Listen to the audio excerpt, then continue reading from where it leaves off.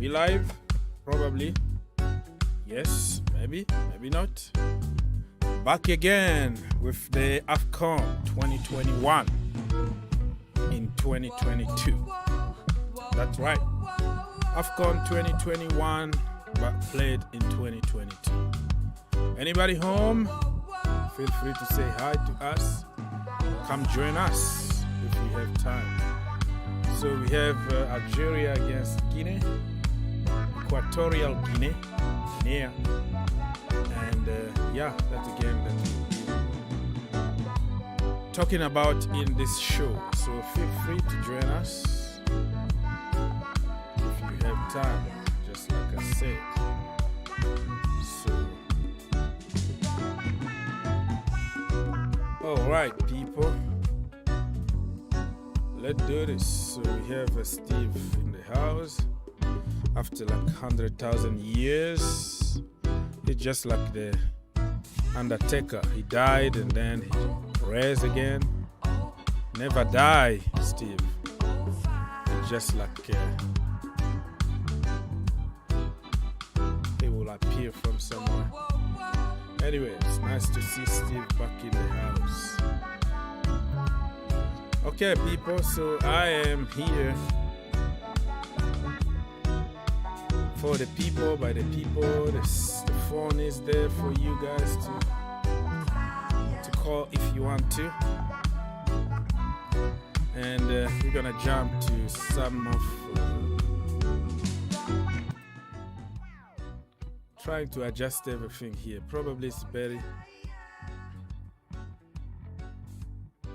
Okay, Steve is a businessman.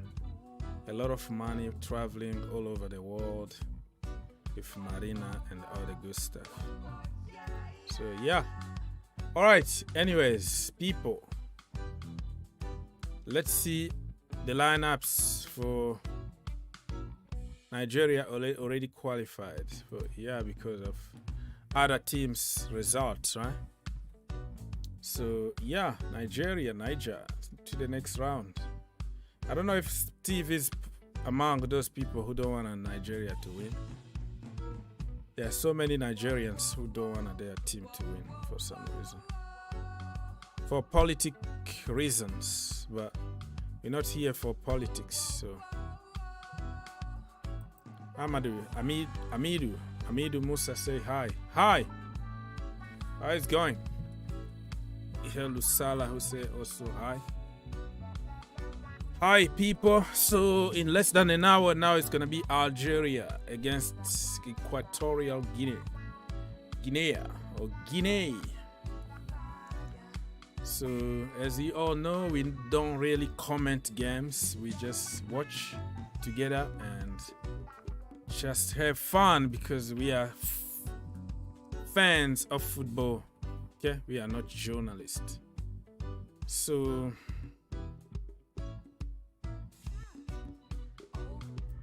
6 points for Nigeria and Egypt are second. Yeah, Nigeria already qualified for the next round.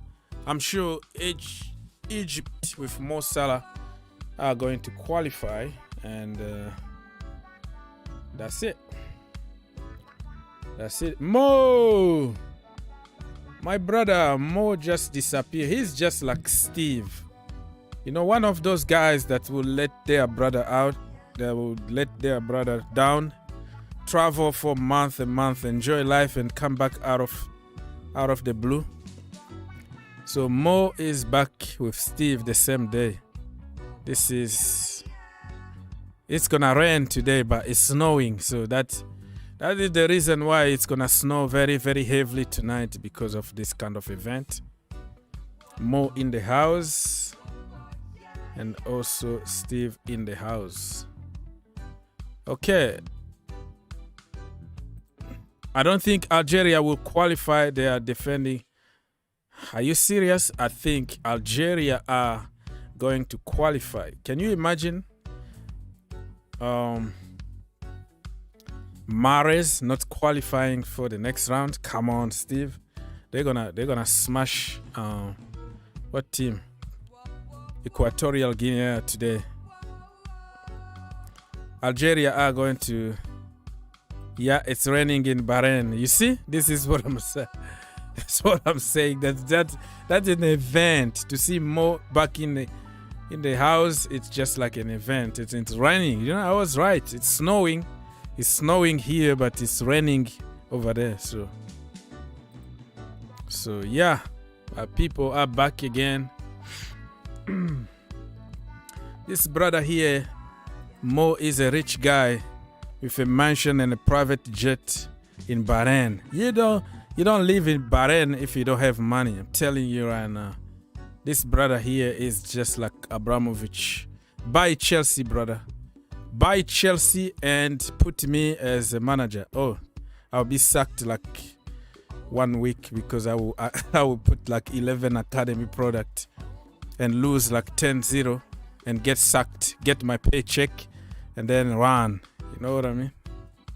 You put me the manager there, I sack Lukaku, I sell everybody else, just get the academy kid to the first team. And that's what I'm gonna do. Alright, people, so if you have some breaking news like Benitez getting sacked and if Frank Lampard is gonna replace him at Everton, you share with us, you know what I mean? All kind of good news that you want to share with us. We are here for you. We are here to listen. So, Benitez out. The next one could be Ralf Rangnick out of Man United. It's going to be very interesting, right? Very, very interesting to see what's going to happen in few coming days. If they continue to lose or drop points and they are in a danger of like missing out on top 4, United might do something crazy. I don't know what, but Rangnick doesn't look like he will handle the pressure at United. But all I heard all this time is how he's the master and Thomas Tuchel is a student. Jurgen Klopp is just student, and how great he's gonna be and win everything, dominate everything. But now it doesn't look like it, brother. It doesn't look like it. So that's strange.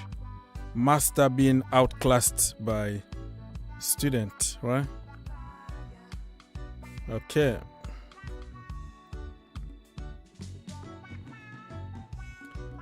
Tuchel refuses to be blamed.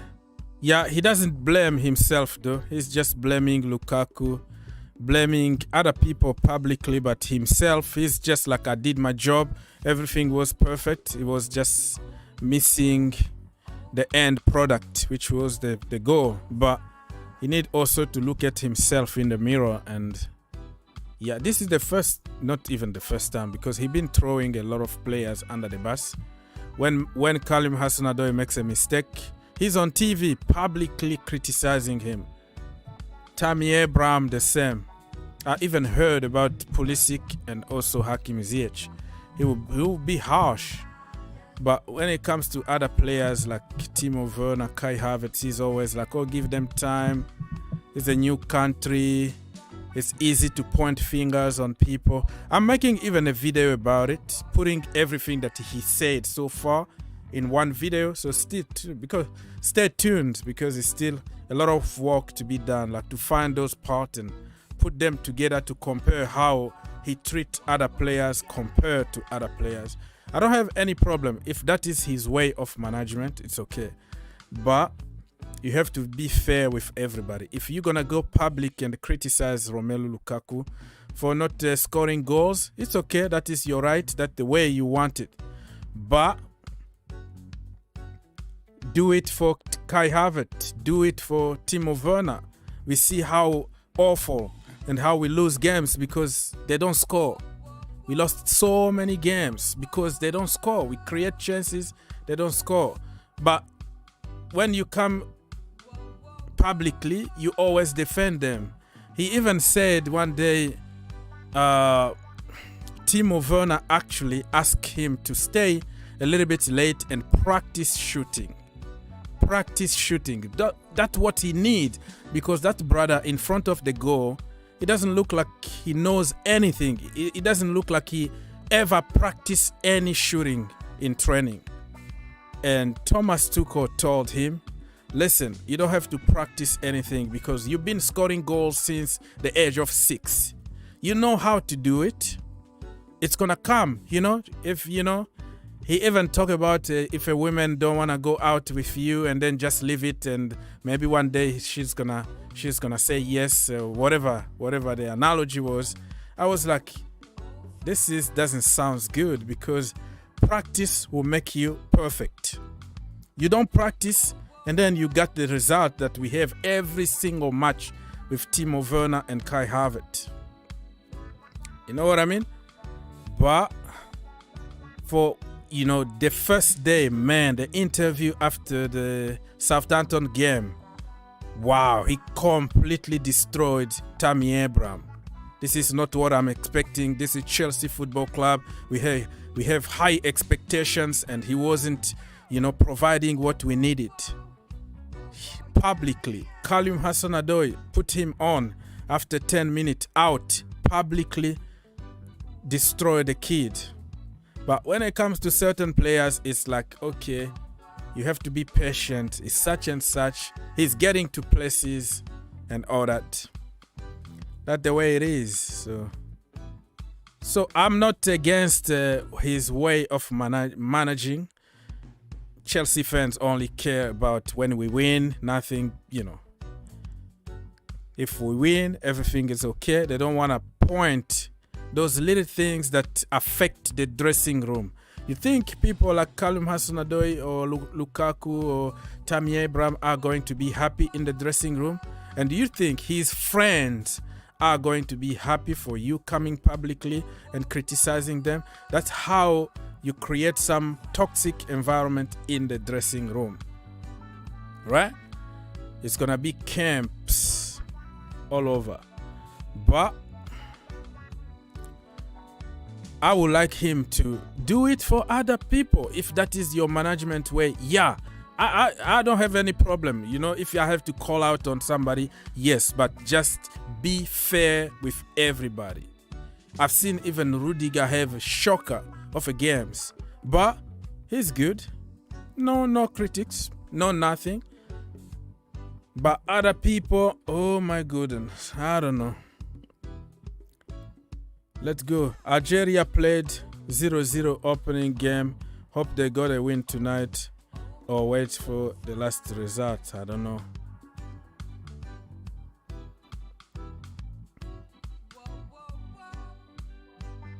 This is why I like Mourinho does not blame players. Well, Mourinho is blaming players at the moment, but I know what you mean.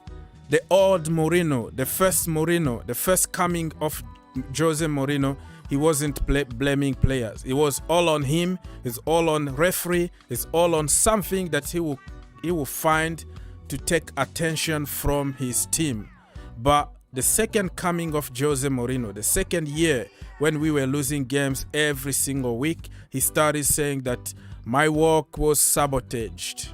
So I don't. When a manager starts blaming players publicly, he lost something in him, So Mourinho, yeah, he wasn't charismatic anymore the way he used to be.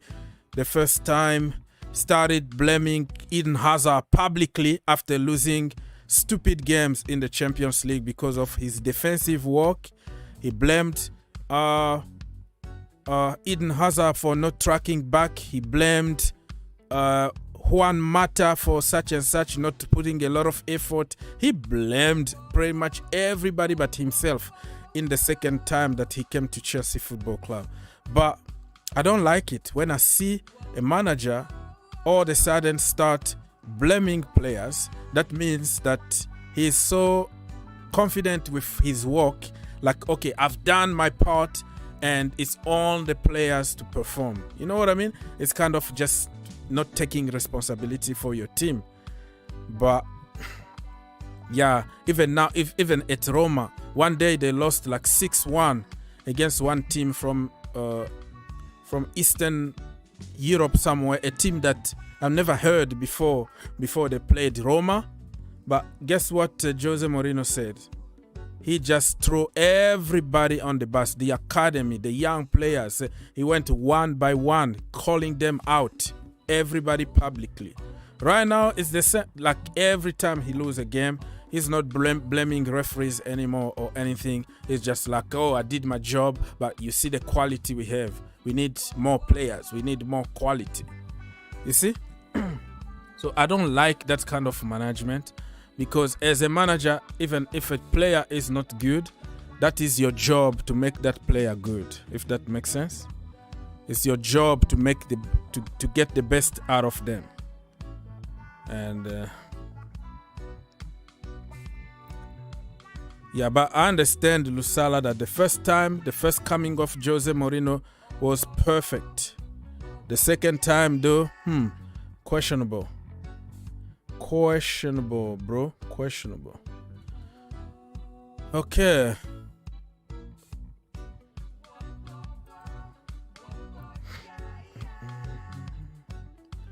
People, if you want to join us, the link is there on top of the chat. Don't forget to like this stream so you can help your brother out. You can help YouTube to promote me a little bit. So 1 second, 1 like, it's going to help me. Much appreciated. Much appreciated.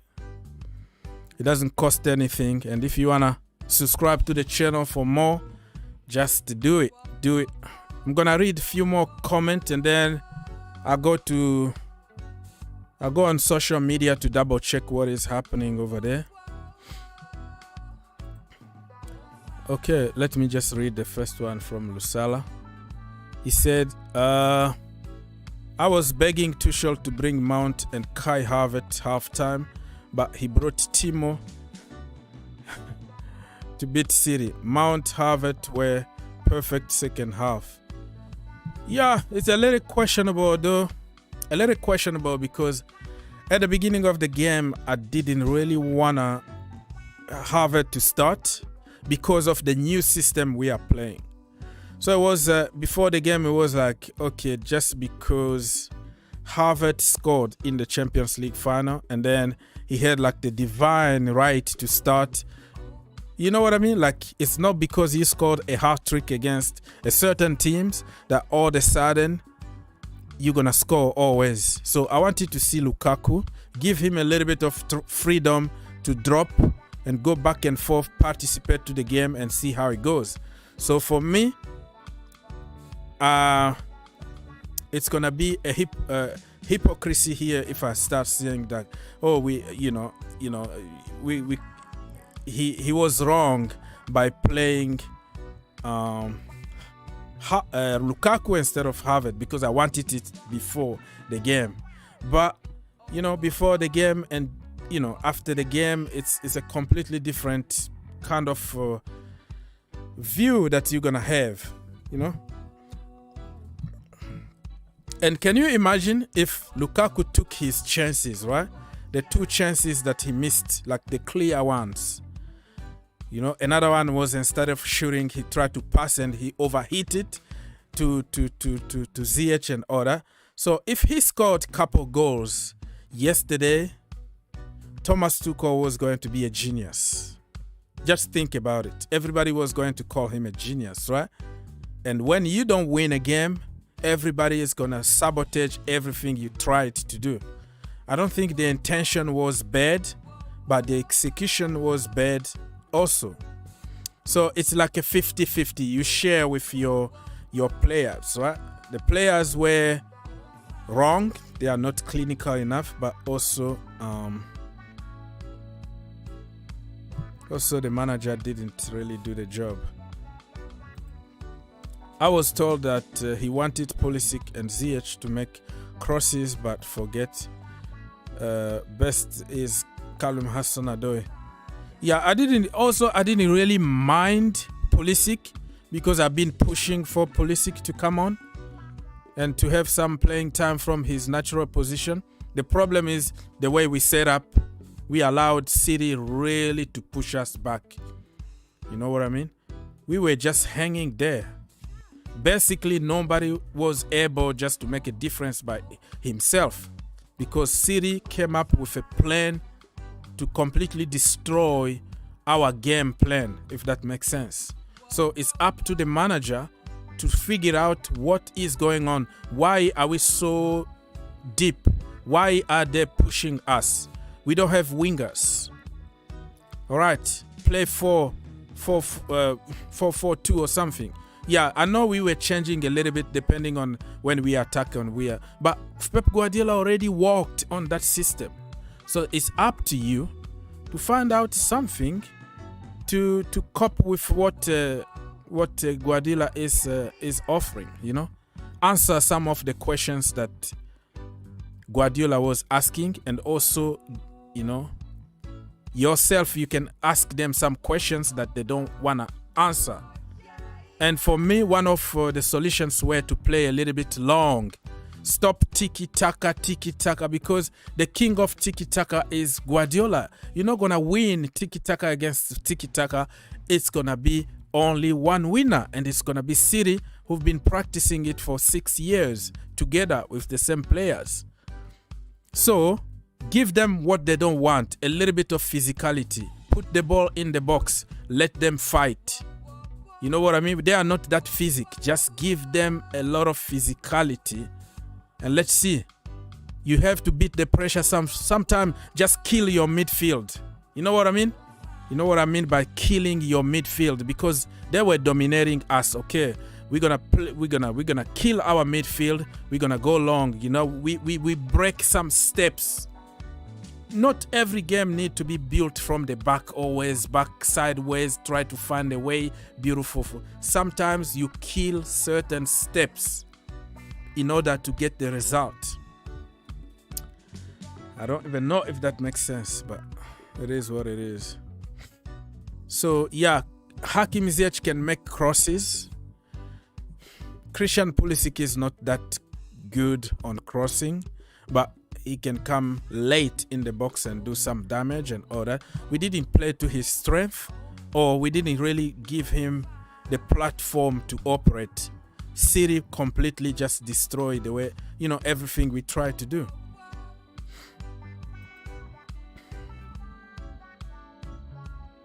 Yeah, how Lukaku can score without feeding him, but also, like Thomas Tuchel said, sometimes if nobody is serving you, you gotta get yourself some food, right? You gotta serve yourself. So basically he was saying that he's part of the problem too. Like because of maybe the lack of movement. Somebody told me that he was tying his shoes in the middle of of the field when we were attacking or something like that. I didn't really notice that much, but it looks like it was a big thing in the community. He's tying his shoes. But it is what it is, man. When you have a problem, when you have a game like this and you lose at the end, many people are going to bring a lot of theories. Yeah. We just gave City the league. They already won the league long time ago. Even with 10 points in advance, I don't think anybody was going to catch up with them. That means they have to lose 3 games, and then we have to be perfect, win all our games, or Liverpool win all their games. I don't see that happen. I still believe that Chelsea can surprise us by losing some few more games. So, but I don't think City are going to lose any game. A draw, maybe.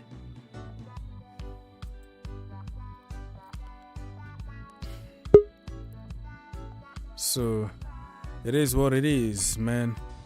We have DJ in the house. DJ, what's going on, brother? Oh, nothing, bro. Nothing. If I just jump on quickly and see how you doing, mate. What's the latest? What's going on? Who's playing now? Is it? The game is. Who is playing right now? I'm just waiting for the Algerian game. Algeria against Guinea. Equatorial. There are so many Guinea, brother. It's just like confusing. So it's like an equatorial one. So okay. that's what I'm waiting for. And let me check on other results very quickly also. And a quick thing. Good evening and big up to everybody in the comments as well, by the way. I saw Steve Chelsea on there as always. Yeah, he's back. Big up to him. Yeah, I saw him on another stream. He was on another one I saw him on. I saw him tweeting on, in the comment section again. And I said to him, I go, big up, it's been a long time. And he goes, yeah, I think he had a busy thing with family over the Christmas period and things like that. But he's back now. He's back. And like me, he wants Ross Barkley sold. He went with Ross Barkley sold. Okay. Ross Barkley sold. Yeah. How about Callum Hudson-Odoi is sold? Forget that one. Nah. Look, listen. Even you don't even mean that. Org's asking that question. Come on, bro. How about Callum to be sold, people? Oh man. All right. Do you know what? Mm-hmm. Nothing will surprise me, to be honest with you. I really hope we don't lose Callum Hudson-Odoi, and I hope we don't. I don't think we'll go. I think while Tuchel's our manager, Mm-hmm. I don't think Callum is going anywhere. That's my honest opinion, anyway. Mm-hmm. He likes the player too much to just let him go anywhere, and I think he rates the player very highly as well. I just think all it is down to Callum. When Callum gets his chances, like all the players, he needs to go out there and perform. So, you know, when I go on about giving other players a tough time, I put Callum Hudson-Odoi in that as well. And I'm not giving anybody a free ride here. Mm-hmm. Every player that puts that Chelsea shirt on, as long as they're playing for the badge and playing for the club, that's all that matters to me. You know, it's our football club. They've got to go out there and put that badge on and give it week in, week out. Like Thiago Silva is doing. This man is wearing the badge on his sleeve. You know, the guy's not even been at Chelsea for how long, but you can see he's one of us. He loves the football club. His wife just loves the football club as well, the way she tweets and crazy on Twitter as well. They're the kind of players you want at your football club, you know, leaders. And then this guy, what? He's not even been brought up through the Chelsea ranks. Yeah, but the guy's time in London since he's come there, I mean, he's absolutely loving it. And the good thing is he's played under the manager that we have now, in Tuchel. He knows how Tuchel plays the game. And I think that's one of the reasons. And also, this is one of the reasons when people ask me the question about, when people go on about will Thomas Tuchel be sacked, I think one of the reasons why I don't think Thomas Tuchel will ever go anywhere from Chelsea, I think one of the questions he probably would have asked the board is Thomas Tuchel going to be the manager for next season? Because I think he's one of the mainstays of why Thomas Tuchel is still at Chelsea. So, you know, that's one of the reasons why I think Thomas Tuchel will stay. You know, people that I've been seeing a lot of tweets going out trying to cause problems between the board, the Chelsea, the fans some fans have been going on about putting unnecessary toxicity into the Chelsea fan base again. And the Chelsea board, Thomas Tuchel should be gone, and the board are not backing him, I'm seeing a lot of all that coming out. Like, some of them are correct, some of them I believe in, because I do believe our board should back our manager. But you also have to ask the question, certain players that are staying at their football club, and I'm putting Thiago Silva in there. Now, people can say, oh, but DJ, he's 38 years old, so what? He'll be gone by next season. I don't know about that. If the guy's loving London so much and his wife is loving London so much, he'll sign on another year's contract. Simple as that. Of course, yeah. You know? Of course. All right, people. So, yeah, tragic. Welcome to the stream. And Real Madrid just... big up, tragic. They went to the Super Cup. Oh, yeah, I see. The Super Cup is kind of a tournament that's happened probably in somewhere, right? Like in Saudi Arabia or something. Correct me if I'm wrong. Yeah, I understand what you mean. Because he said Real made it to the Super Copa final, so I'm watching it right now. Okay, all right. So, yeah, them, instead of like a community shield, in Spain, they created some kind of tournament to get more money. And then it's going to be played somewhere in a rich country. So, yeah, I got you. It's business now, man. It's business. It is. Hey, Orgs, I have a question for you, bro. Yes, sir. With this whole situation with the Lukaku incident that took place, and we saw that the club have backed the manager this time round, do you think that the club now are actually believing in our manager's philosophy and wanting to keep on a manager over this whole Lukaku situation? Because generally, we all know in the past as Chelsea fans, the players have always been backed over the manager, and we then all know what happens to the manager. The manager's out the door. Do Do you think this time round Chelsea have taken a stance on this and said, you know what, no more? We've got the right manager at the football club. We want him to stay beyond his years at the football club. Do you think this time round, we are looking at a long term with Thomas Tuchel? I hope so, because I'm gonna lead a campaign here. If you sack the manager today, you see me tomorrow in London to have a word with Marina, face to face. Because who is there on the market? Just tell me, Benitez. Please. You bring Benitez in the team. Right? Oh my God, more toxicity in the Chelsea fan base, I don't know. Like right now, they have to back the manager and let's move on. Hopefully, they can back him, because he hasn't done anything wrong so far. Lukaku himself opened his big mouth and start talking. Instead of go in private, talk to the manager, tell him, listen, I don't like the system that we are playing now. What can you do, to accommodate everybody? Have a word, talk to people, face to face like a man. Spot on. But you decided to call a TV station at home, and you had even time to correct it and say, you know what? Don't even publish that interview. It's done. Now I am playing.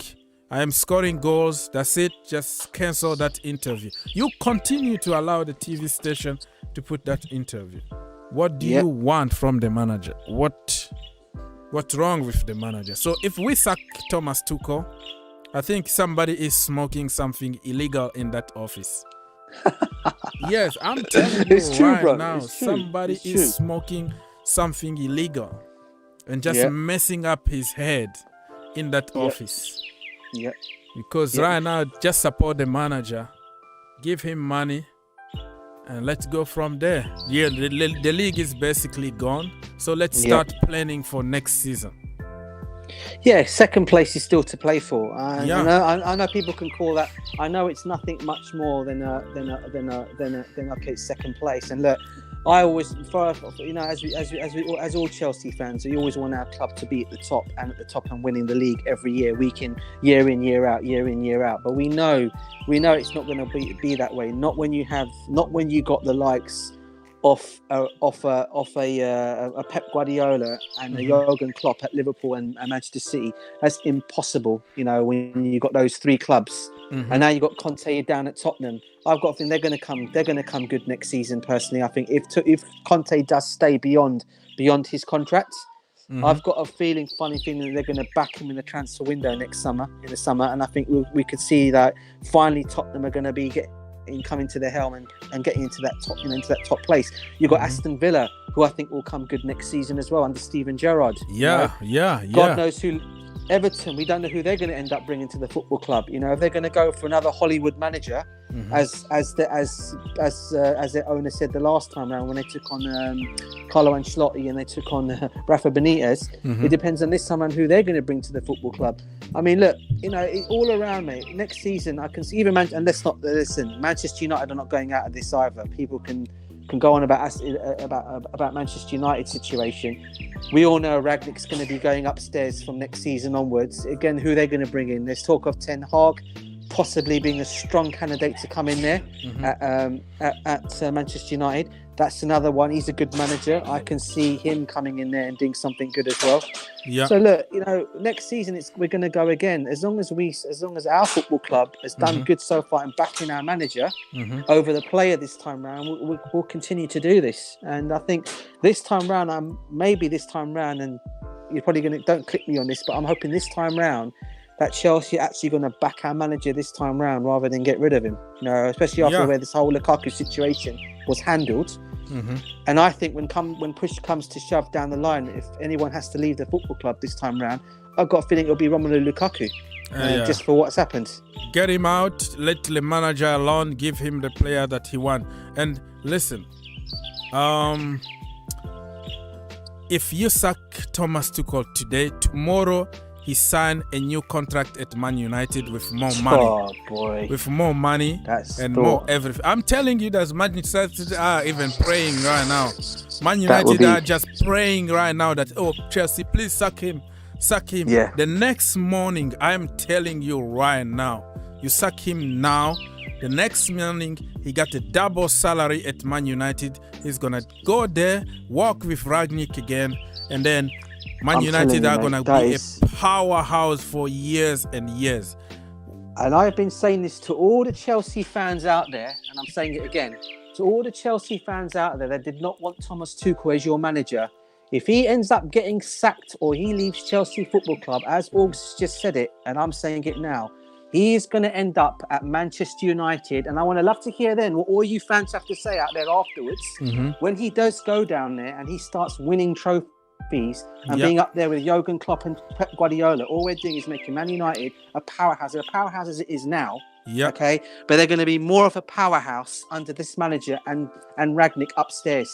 They're going to get the players they want. They know the market very well. And I'm telling you now, these players are going to want to come in there and they're going to want to play for Thomas Tuchel. This is the thing people have got to understand. Players want to come and play for him.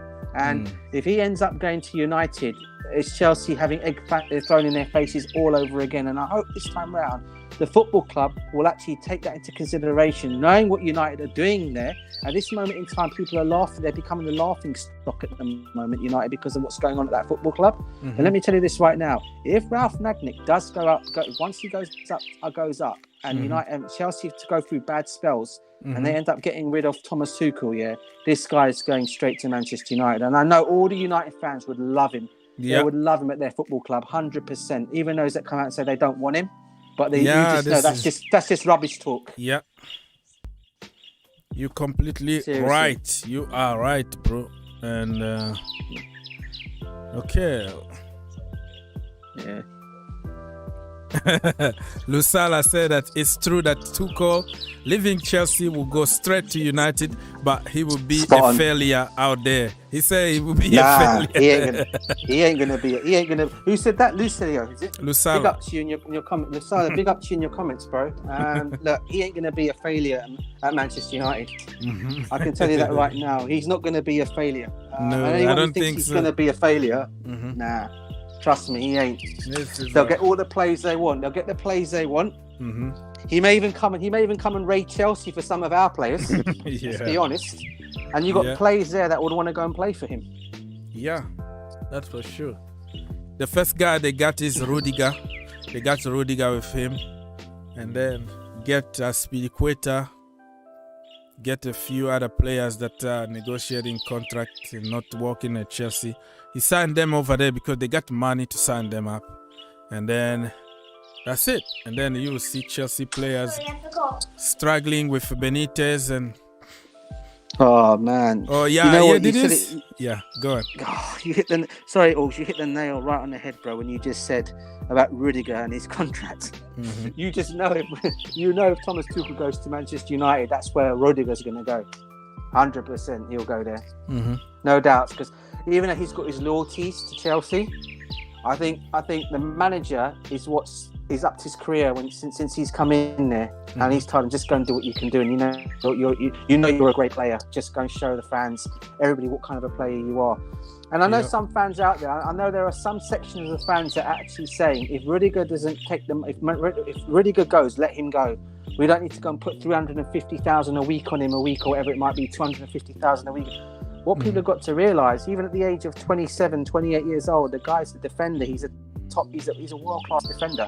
I'll put him up there as one of the best defenders, at least this season, to be playing in the whole of the Premiership up there. And I think come the end of the season, when they do the end of the year teams, come the end of the season, he's going to be in there. 100% he'll be in there.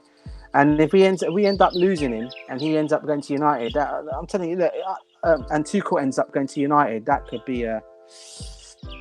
That in itself could be problems, but I don't think we'll let him. Personally, for me, I don't think Tuchel will go anywhere. I think the club this time round have backed him, and I've never seen him really back a manager. All my years of supporting Chelsea, because I mean, look, we used to sack managers under Ken Bates back in the days.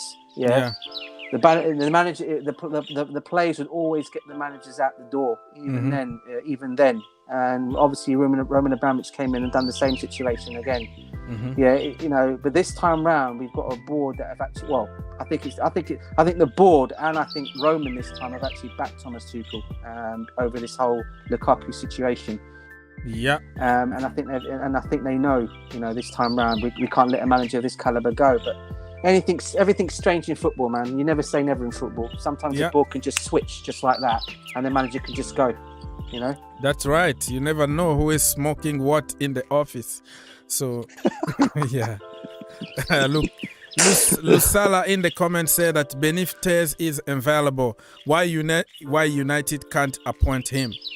So, Benitez became available. So just appoint Benitez at Man United. Let's wait and see what. You can imagine the thoughts of that.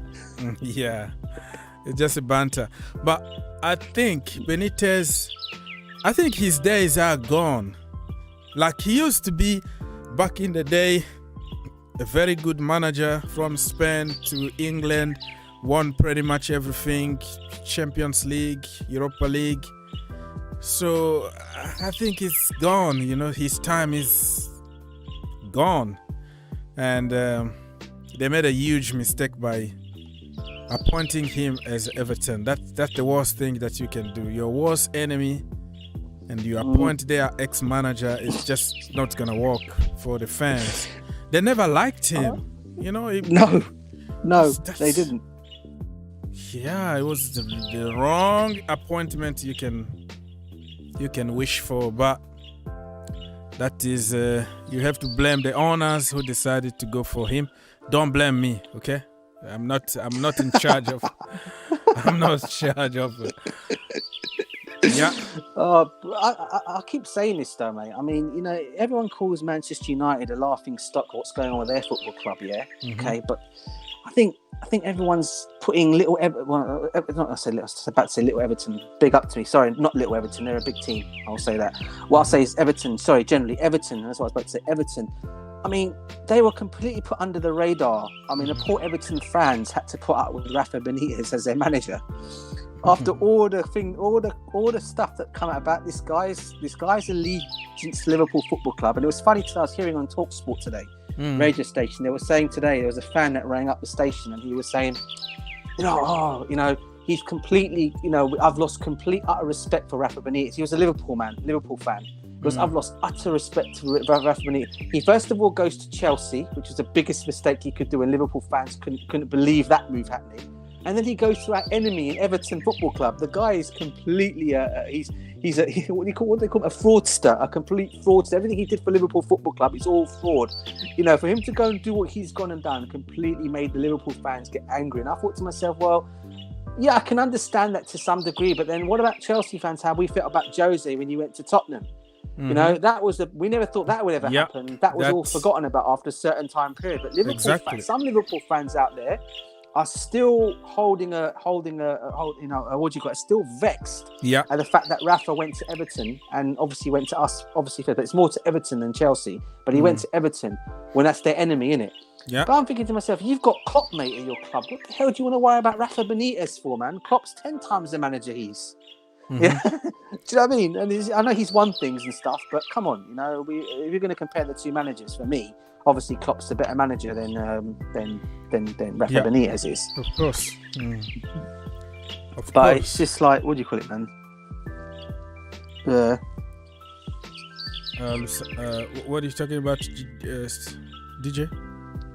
No, I was just saying that was the worst mistake Everton could go and do, taking on Rafa Benitez as their football club, Exactly. People, so how the hell Ivory Coast drew the game between, it was 2 for Ivory Coast and 2 for Sierra Leone. I think Didier Drogba is not happy at the moment, people. No, I wouldn't blame him not to be. I was shocked at that result, to be honest with you. Did they won the first game? Do you remember if they won the first game of the tournament? Probably they're going to still... I think they won the first match, Ivory Coast, or did they draw? Yeah, no, I think they won the first game. So they still have a chance to qualify, right? No, I think they did draw. I can't remember. They probably still have a chance to qualify. So fingers crossed. Let's see if Didier Drogba, because I saw him on social media like hyping his team and all the good stuff from the king himself, Didier Drogba. Okay, what else we have here? So Sierra Leone, they are not mugs. They are playing football, man. And Rudiger also is encouraging Sierra Leone because that is where he is from. Even if he's German, of course, but the root are from there. So full time for Tunisia against Mauritania. It was 4-0. I think this game was good because so far it was lacking goals in this tournament. It was like a penalty, was 1-0 or one goal the last minute. But now some goals are coming. I think Cameroon won 3-1 today. Tunisia won 4-0. So yeah, goals are coming. That's what I told Bobby, because Bobby was a little bit disappointed from the first day of the tournament because he didn't see a lot of goals. He was like WWE on the field, people just kicking each other everywhere. And I was like, Bobby, calm down. It could be just the first game. Nobody want to lose the first game of the tournament, and the second game might be better. So I think everything is getting better now in the AFCON. So many goals, so many beautiful goals, and a lot of scandals with referees and all the good stuff. Yeah. That game last week, bro, I still can't get over it. I watched that game. I went to see the game that you were all doing the watch on Friday, the referee's bad performance. Yeah. When he blew the whistle too early. That guy wanted to go to the bathroom. Oh, so seriously, bro. That guy wanted to go to the bathroom so badly, like he couldn't wait to rush to the bathroom. And I don't know. Yeah, he was. I don't know. I heard somebody saying that guy just went to the hospital because he had some breakdown.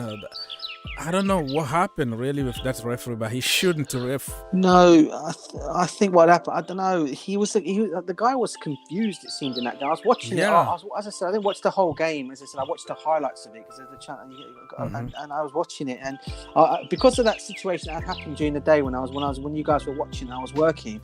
I said, I want to see this properly, just this whole referee, how it all happened and what the situation was. And the man looked so confused. It was like he didn't know what he was doing at some point. First of all, he sent off he red carded a play for no reason, which I don't understand why that was a red card, to be fair. And then he goes and then he blows the whistle. And I'm thinking, wait a minute, there's like 5 minutes left or 6 minutes left in the match, and you just blown the whistle. What's going on with you? And then finally he blows and gets the game back underway again. Yeah. And then after the game, I don't think I've ever seen a referee run as quick off the field as I've seen with any football match after that. He knows he was getting into the fans, mate. Honestly, I just don't know, man. I felt sorry for him. Or maybe it was that. Maybe we don't know, mate. Maybe it could have been something. I don't know. I'm not going to laugh too much of it. It could have been maybe some mental issue or something. About. I don't know. Maybe, bruv. Yeah, he had a breakdown. Or so we're gonna know a little bit more about it after everything, or when he gives an interview or anything. But I think you think that he should referee anymore. You think if we know the truth, for this that he had some medical issues, not in this tournament, right?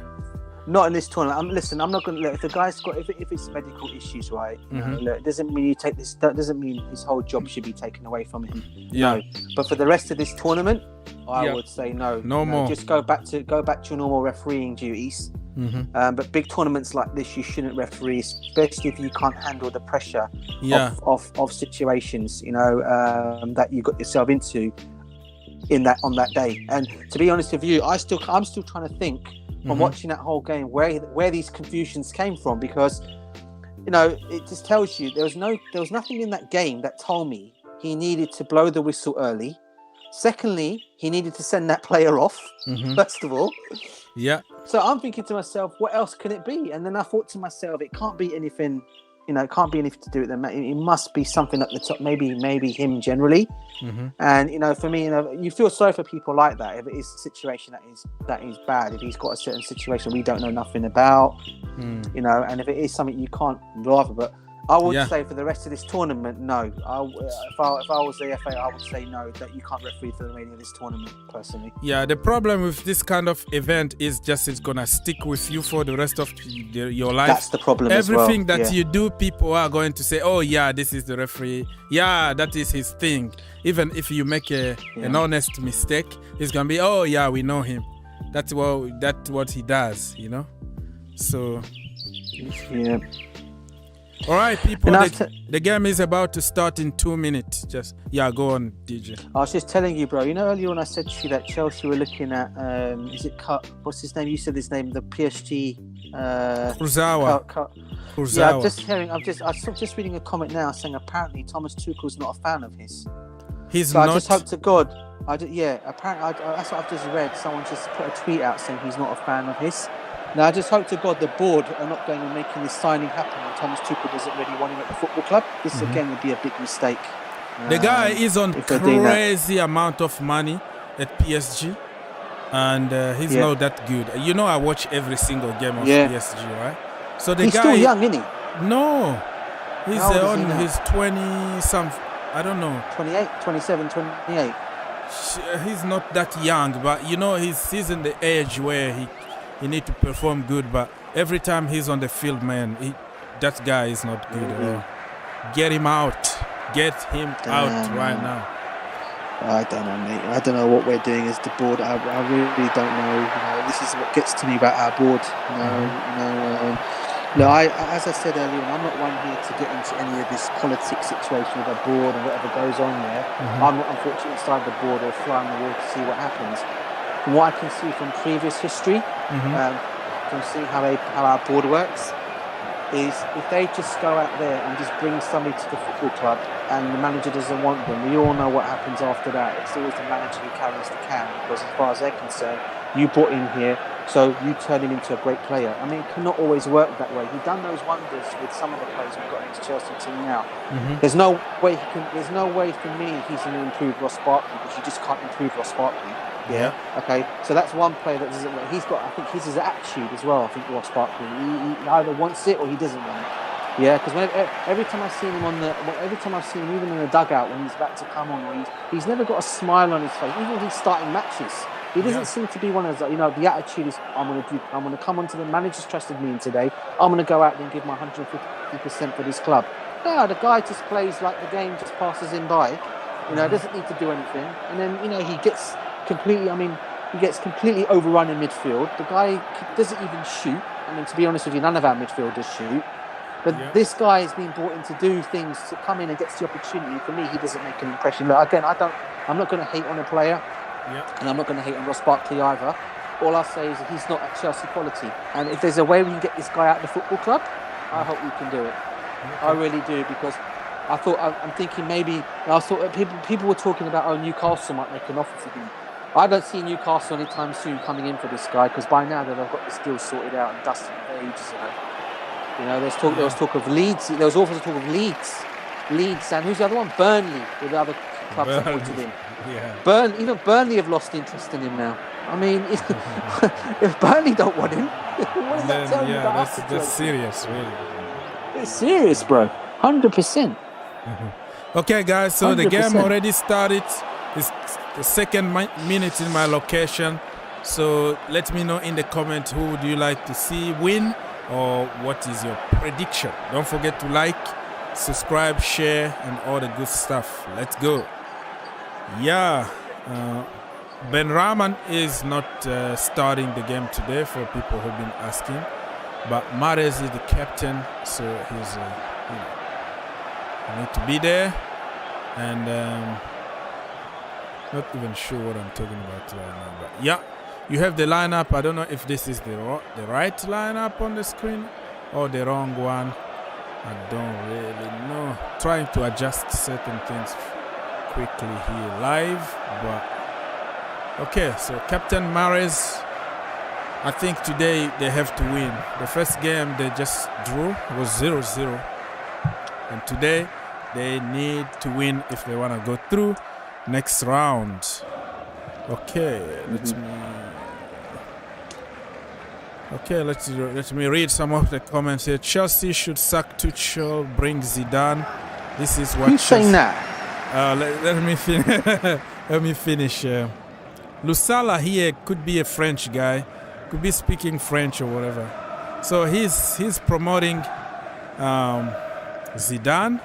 Man, the guy can't even speak English. Oh my God! Zidane is gonna be the worst fit for Chelsea Football Club.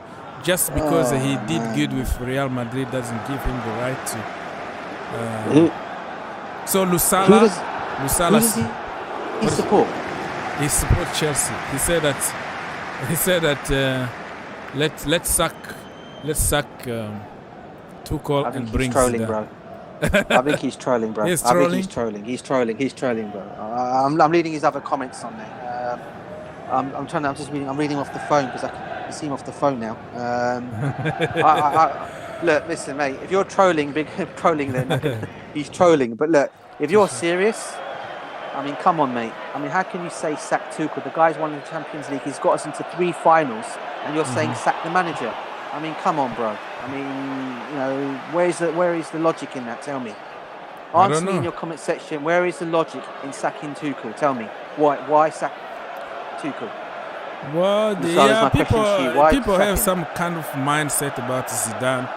I don't know. I respect Zidane as a player, but manager. He had Ronaldo. He had all kind of players, and he's been there at Madrid for almost his entire life. He coached the academy and all that. So this is a different environment. Chelsea is a different animal, bro. A lot of issues that you need to solve. Lukaku and all that. I'm not sure about Zidane.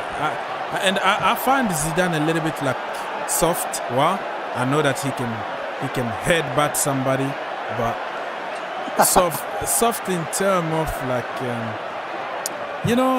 there's some character in the dressing room. Like I don't know. I don't even know what I'm saying. But yeah, maybe his headbutts might help headbutt somebody like Lukaku in the dressing room. But tell him to shut up and knock some sense into him and say, look, maybe that might make him start scoring goals. Yeah.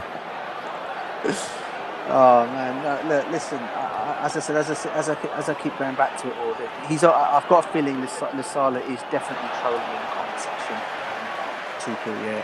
Well, but some people, DJ, can be just serious about what they say because that's what they are used to see. I know there's some fans. It's like, okay, now it's time to sack somebody and win the Champions League. You see how the logic, the answer, isn't it? That's the logic of us, the new generation especially. Like we don't really care. We win at the end of the day. We don't build. We win. Yeah, exactly. And my question right back to these fans out there is this one question, okay? Mm-hmm. Okay. It's not even a question, it's actually a statement. A comment on a statement that I'm going to literally mention and say here, right? Okay? Yes. We all know Pep Guardiola was brought to Manchester City to win the Champions League. Yep. That was the holy grail, yeah, because they'd already won the Prem under previous management, yeah? Mm-hmm. Under the who's the Italian manager? It's the Italian manager, Roberto Martinez.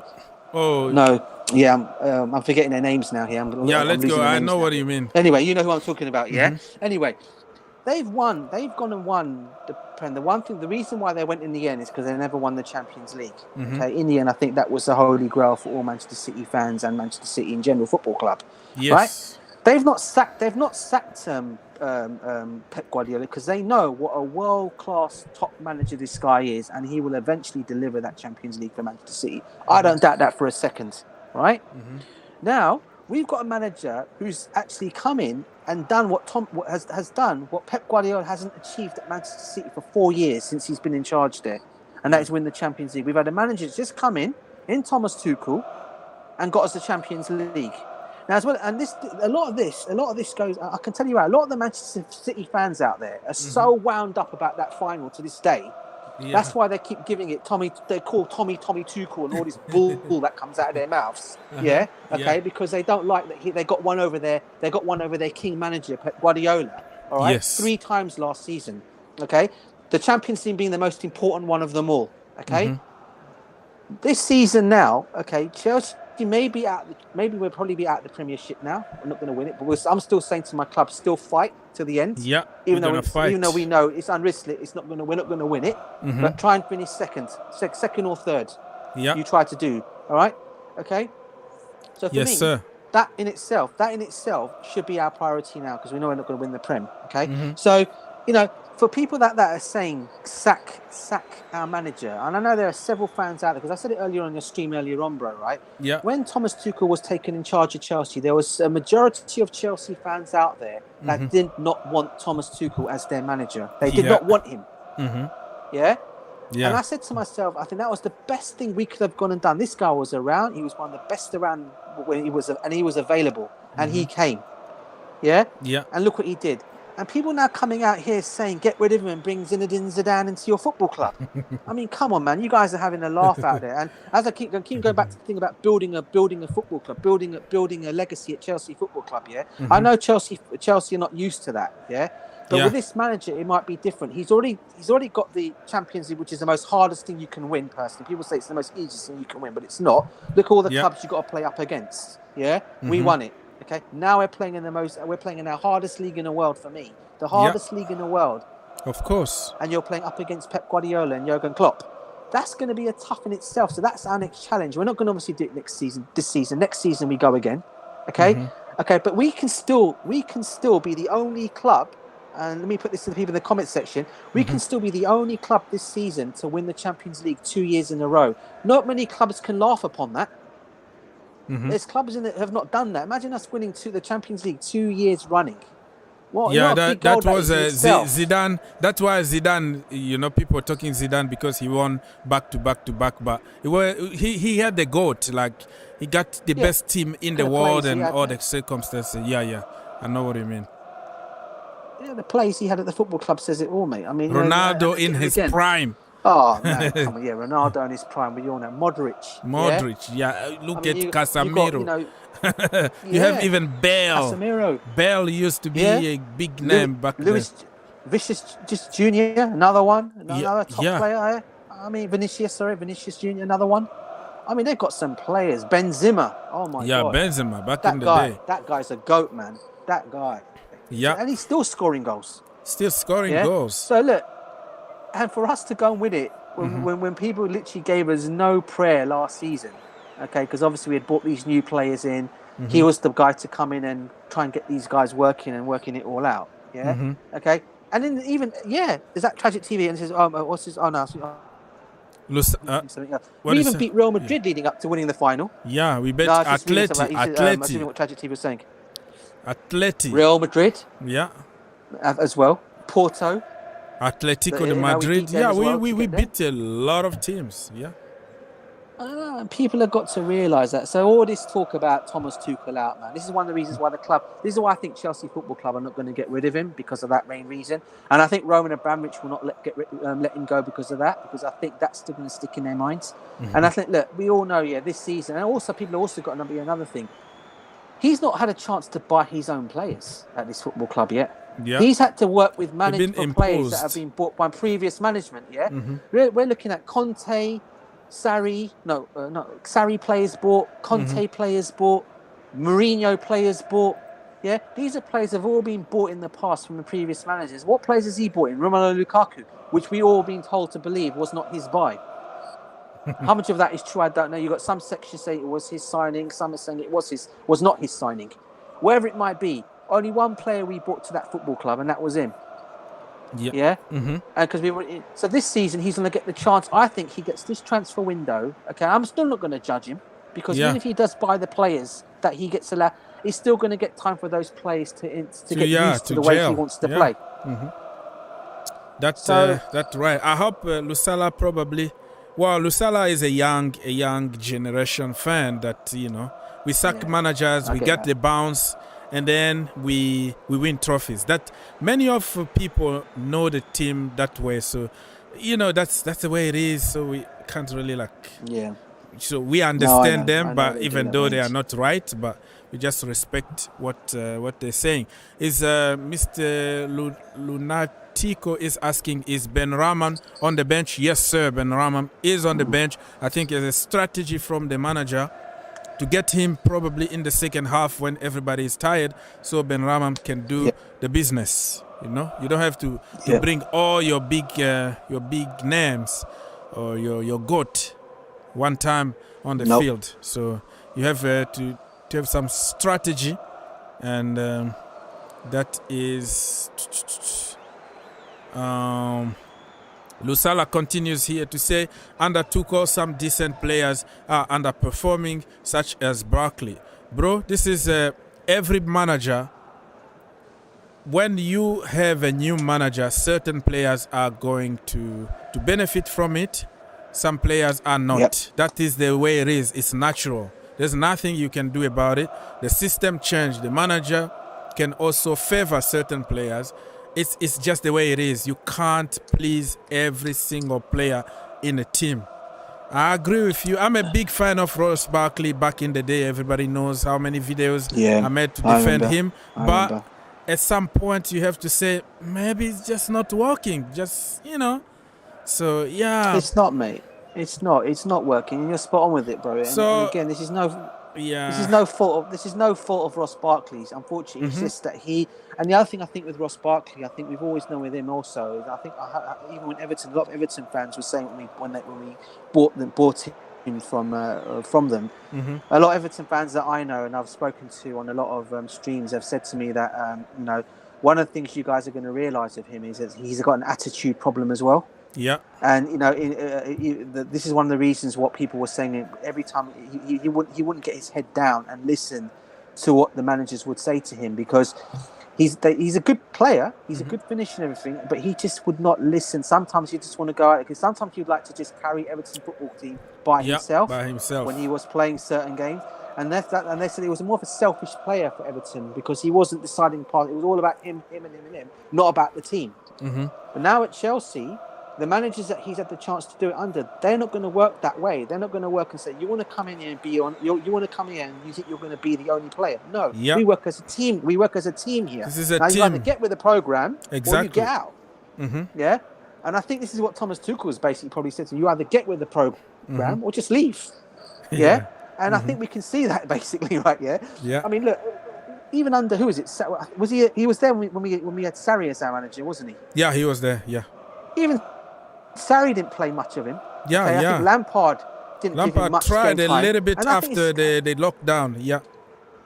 There you go, and it's the same scenario. It's the attitude. If the attitude is not there, and I'll say this with any player, because people have been saying this about Callum Hudson-Odoi, he doesn't put himself with attitude. I personally don't think he's got attitude, because every time I think you see him playing on a field of play, he does try to give it his all when he does come on. There's sometimes when I think he does play lazy. I'm not going to say he doesn't, okay? But he does sometimes play. He sometimes lets games drift him sometimes, right? When he does get the opportunity. But when he's on fire, the guy is great. We all know what a good player, I think he's still a very good player in a certain team, in a certain level.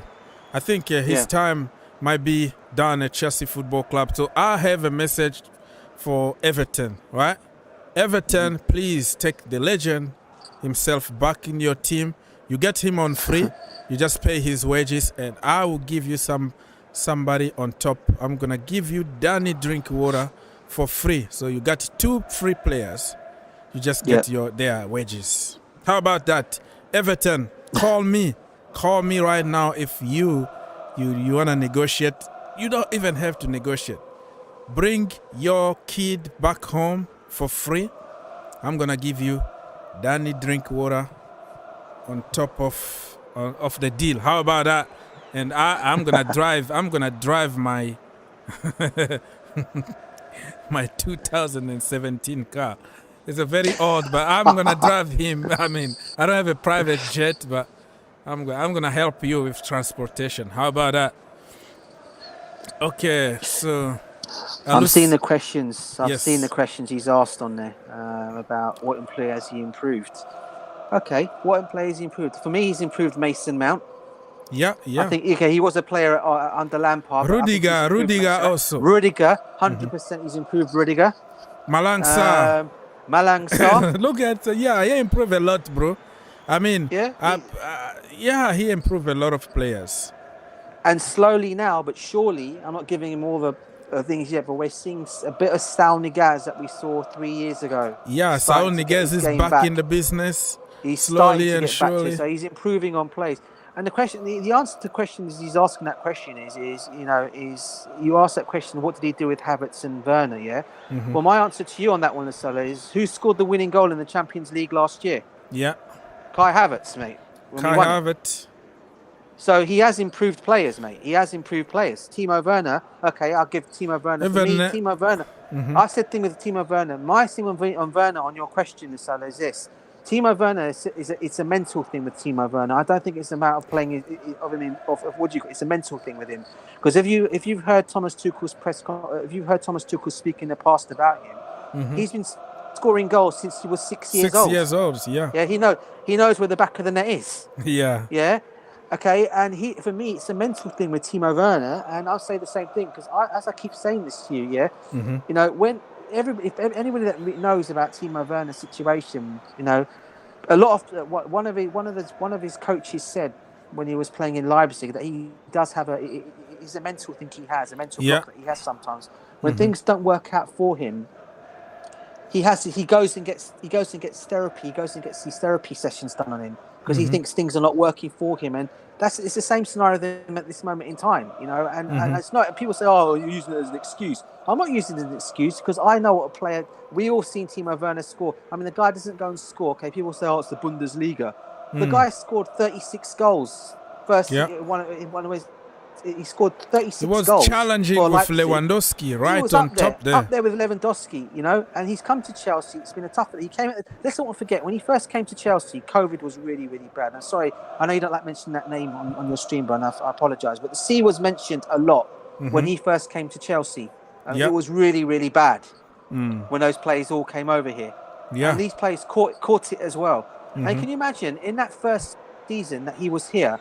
Not allowed to go out and see people, not allowed to go and see your family members. You have to stay indoors all day long. I mean, that would drive anybody crazy. You want to go out there and get some fresh air. Of course. And the only time you can go out there is when you're training every day with your teammates on the pitch and training out there, out in Cobham, when you're training with your playmates and you're getting that time to get out and explore and you get a chance to go and get that fresh air in your mind. But mm-hmm. after you've done all that, you have to go home and stay at home. You're not allowed to leave the house.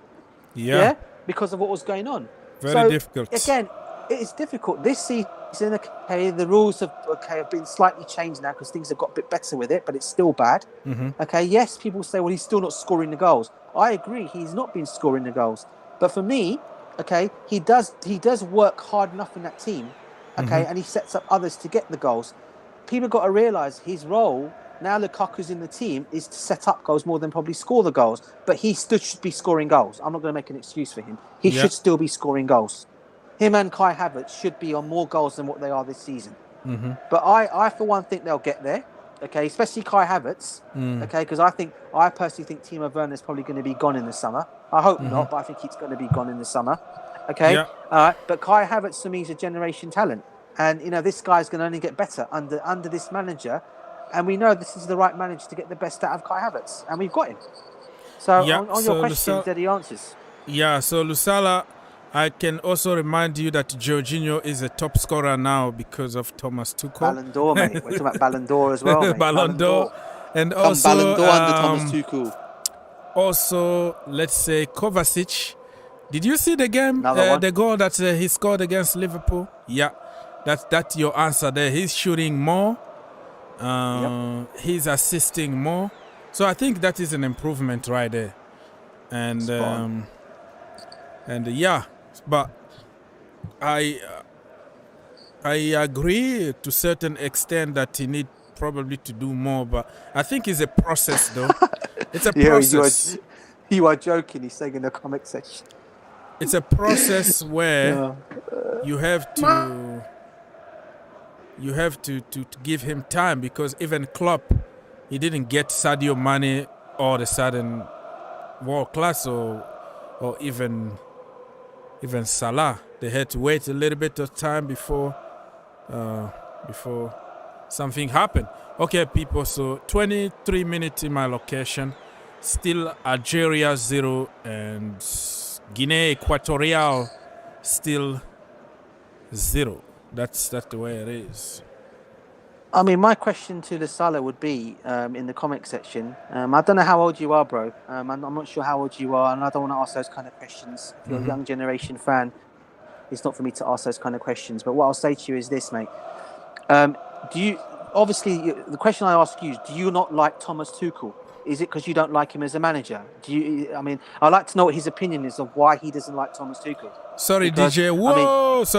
Whoa, Algeria. Go. Algeria just scored a wonderful goal. Yeah, they are celebrating now. Number 9. Oh, no. Sorry. The VAR, man. Offside. What happened? It was a goal. Huh? It was a goal. I thought it was a goal. What the hell? Offside. VAR. I didn't see an offside there. Please. Wait. Give it a second. What the heck? No. Oh, yeah. Sorry, I need my celebration back. No, you celebrate, bro. Sorry, I celebrated it earlier, but people, it was offside according to the VAR. So was it offside? Was it offside though? Yeah, it's an offside. It was a goal. People started dancing, celebrating, and then all of a sudden, offside. But sorry. So he's answered the question. He goes. He's telling me. Let me tell you how to improve a player. Look what Conte did to Moses. This is proper improvement. That's what he's saying in his question on that one. August, what's your thoughts on that? Look what Thomas Tuchel did to Rudiger. I can answer you to that. Rudiger under Frank Lampard, he was going to leave, right?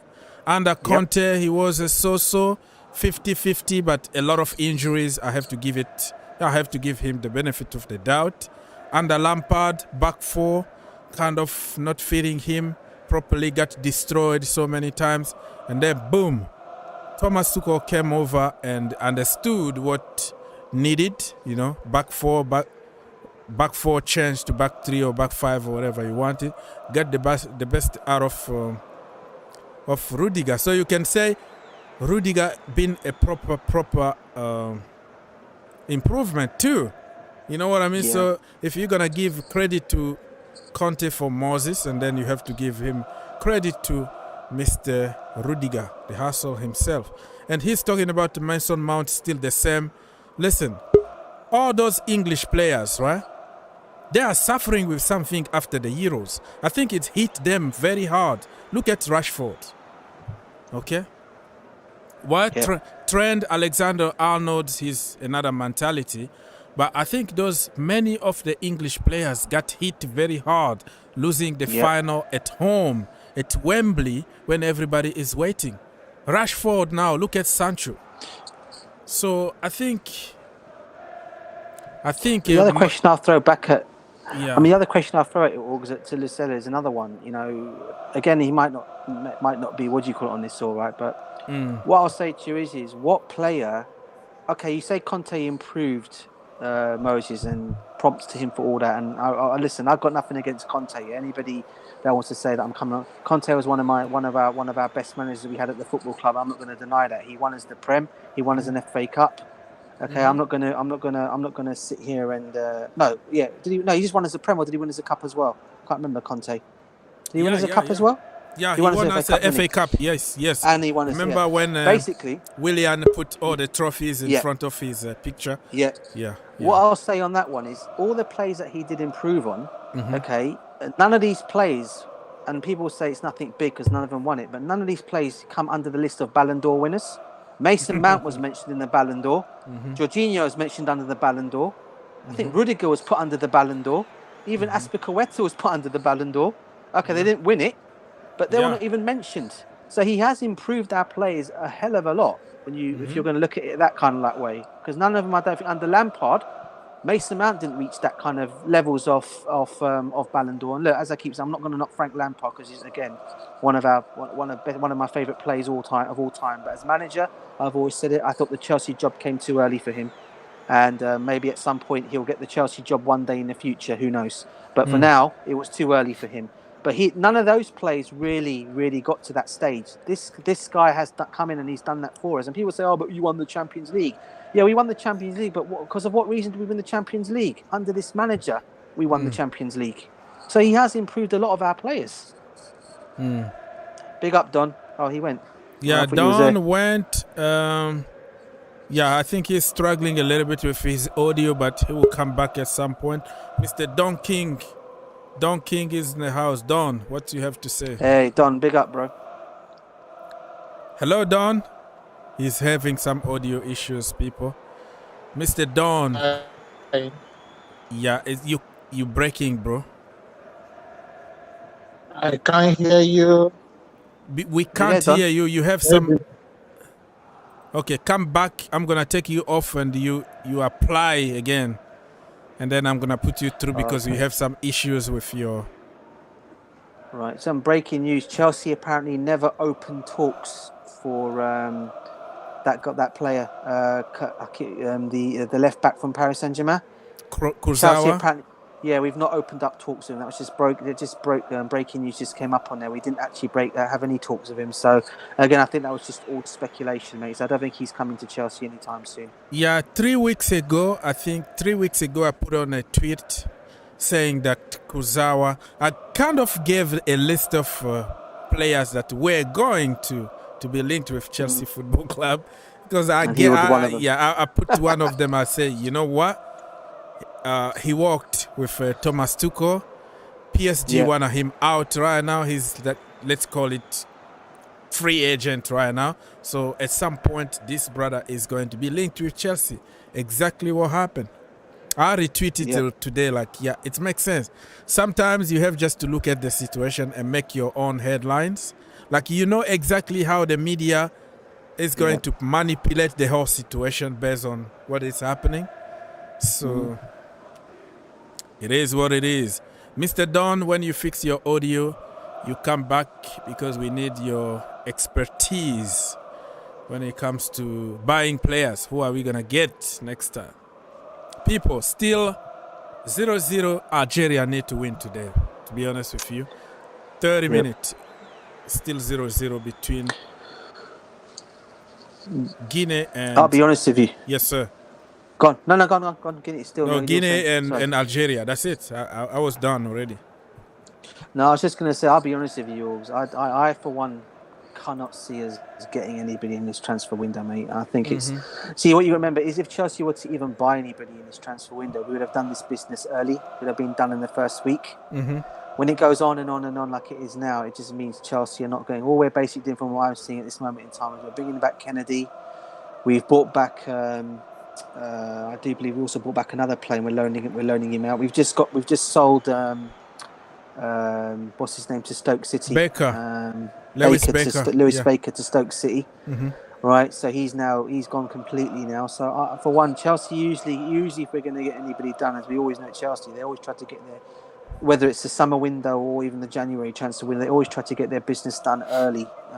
So I for one cannot see anybody coming to you might be right, and I'll be okay if we can get MSN back, because Kennedy can play both sides, right? So Kennedy can cover a little bit Reece James and Aspilicueta, and Emerson Palmieri can be the other side. Today something important happened, right? Emerson was left home. He wasn't even on the bench because Lyon were playing early on.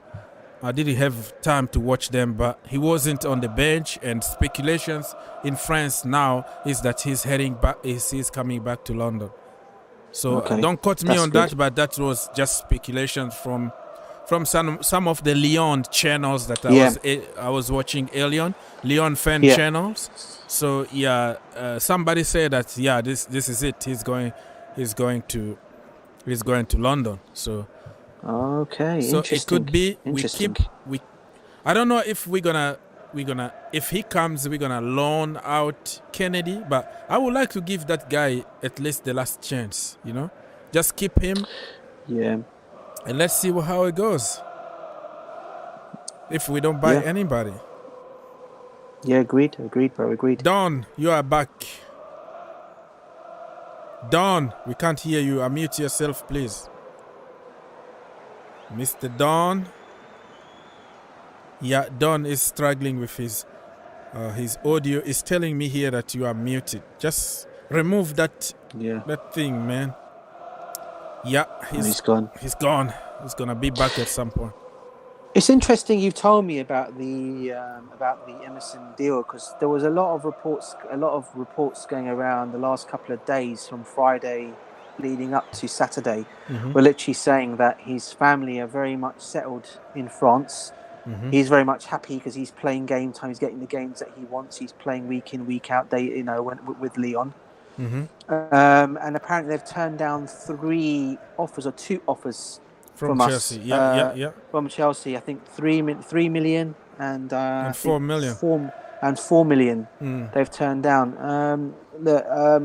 If he does come back, I'll be one not to complain. I just want to see someone come in there because we do need the cover.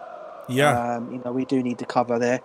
And I hope we do bring him back, But like you said, I'd like to see Kennedy be given a chance. I mean, people have been saying, been going on about, watch all the Chelsea fans now go crazy about Kennedy now that he's back. I'm not one of those that's going to go crazy about Kennedy. All I'm basically trying to say is maybe just give this guy a chance. We're still in this FA Cup against Plymouth. Maybe give him a chance against that. What people got to remember with Kennedy is, he not only can he play in various positions, okay, but the one thing that guy's got, he's got a shot on him as well. Yeah. I think we've seen him shoot. This guy can shoot from distance, and this is what we're missing. That is we're a missing good this point. kind of thing in the team. We're missing this from the team at the moment because none of our players. And I'm going to add Mount. I'm going to add Mount. Mounts. Who else? Mainly Mason Mount. Not Mount. Sorry, Havertz. Because Mount does shoot, to be fair, from distance. He does give it a shot from whenever when he gets a chance to do it. None of our players at this moment in time in the team are doing this. And we need someone that can come and do that. And Rudiger does it on that occasion. And when he does hit them, he hits them because they either hit the bar or hit the post, or they go... It's going to just hit at the back of my yard here. Rudiger though, bro. He's had a couple of shots where he's hit the post, he's hit the crossbar, he's had the keeper pushing over the bar. I mean, but who's the one that used to blaze him over the bar? It wasn't him. It was Zuma did a few times. Zuma used to do it. Cover did it a few times as well. We'll reach into your back garden, bro. Yeah. Yeah. So I mean, this is what we miss. We do miss that, someone shooting from distance. And Kennedy has got a shot. I think I remember him scoring a great goal for us. I can't remember who it was against, but he scored a blazing goal from distance for us against somebody, and I thought, wow. That guy, we changed his position when we bought him from Brazil. He was a winger. Yeah.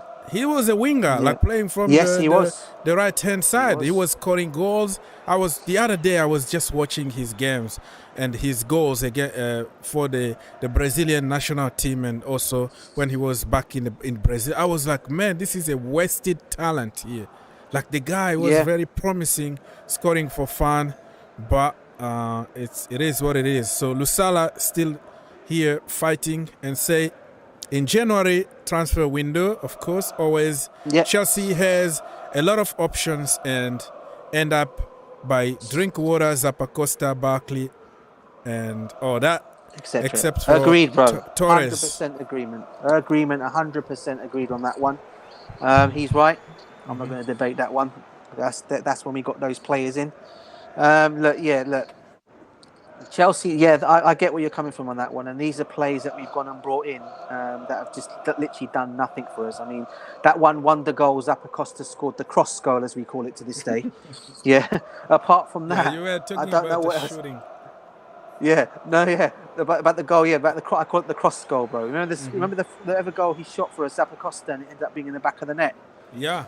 I mean, other than that, I don't know what he's done for us. Other than that, Barkley, another disappointment. Drinkwater, well, I won't even go into anything about this guy. This guy has just been a complete disaster since he's come to Chelsea. He's no longer with us anymore. I think he's off our books now. Torres, when he first came, again, we bought him when he was injured. Again, you can blame the club for that. Blaming it, I think he was put on the owner for that because he wanted Fernando Torres. But unfortunately, I would have loved Torres if we'd got him when he was not injured.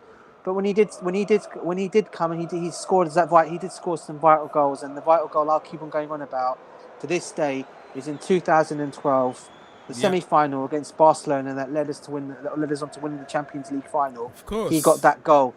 And I can still remember to this day I can still do them to this day. The I fans can in the, hear. in I the can. I background. can even hear the comment. I can hear the comments comment now. right now. Like, yes, Yeah, Torres. yeah. And do you remember the? And do you remember the Barcelona fans in the back? What they were calling him? Say it again. Remind me. Yeah. They were saying "puta, puta, puta," Oh, and you know what "puta" means in Portuguese language. What that means, I won't say what it means, bro. Yeah, I know what it means. Yeah, I know. Yeah. So basically, right, that's what I remember the fans still calling him that. Yeah, when he scored that goal. Yeah. So that's the wonder of Fernando Torres. Yeah, that guy has been great for us. He'll still go down in history, getting to where we got. And then let's not forget the Ramirez chip, mate. I mean, the little dance that he did after he chipped and got that wonder goal again. Yeah. Awesome Torres played a huge part in in us winning the Champions League. I have to say that part. But yeah, again, I was happy with him at the time. I thought he was a brilliant player, but again, he came to us injured, and that's not his fault of his own. Our owner has to put his hands up and say, "Well, I wanted him," like he wanted Shevchenko, like he wanted what's the other player that he wanted? Crespo. He wanted Crespo as well. Yeah, these are the players the owner wanted, and we ended up going and getting them. So on that one, you can't really say on that. I can't really say on that, But hey, they still did something, For Torres still did something for us, despite all that. But he's right, though. He's right. Dan, the man said that at least, that is his quotation, not me. At least he was better finisher than Timo. I don't know, but Timo's still in the team. Hey, what are you going to say if Timo right now starts scoring for fun? Until the end of the season, and he scored us that winner in the Champions League final. How about that? Okay. Yeah, but Dan is right. I have to give props where props is. Dan is right. Big up to you, Dan, by the way. Torres was a better finisher than Werner, 100%. Okay, Mr. Don, you are in the house. Yeah, sorry guys, I've been trying to join you guys, but the network over here is crazy. It's Big okay. up, Don. How are you, bro? I'm fine. All right, so Don, again, I would take the L. You take the L about what, Mr. Don, in the chat, and the loss on Werner. I think you take the loss. The on loss. Werner, He wanna sell him? Okay. Yeah, I think he wants him gone. Yeah. You want him out? Okay. Let's wait, bro. Let's wait. Hey, I'm gonna meet you again here after another final. After we win 3 trophies this season, you're gonna change your mind and say, you have to keep him. Keep him. Give him a new contract at any cost. So yeah, who are you talking about? Timo Werner against Fernando Torres. Who is gonna be a legend? Well, they are all some kind of legend because they won us trophies. But who do you think is gonna have the most impact at Chelsea? Timo Werner or Kai Havertz? Oh, Kai Havertz? Fernando Torres. Nando, Mr. Nando.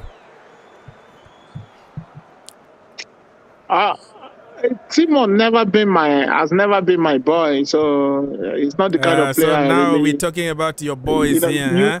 You're bringing your biased opinion. So I know what you're gonna say here.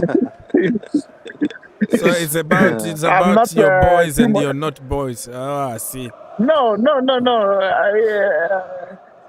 You can't like everybody. Understand? Timo is not. Yeah, you are breaking, brother. So you have a problem with Lukaku. Wasteful. I don't. Bro, you are still breaking. I'm gonna take you off again because nobody can hear anything from you. Yeah, so Don here got his own family, Nando, and so he got just a mindset already. So yeah.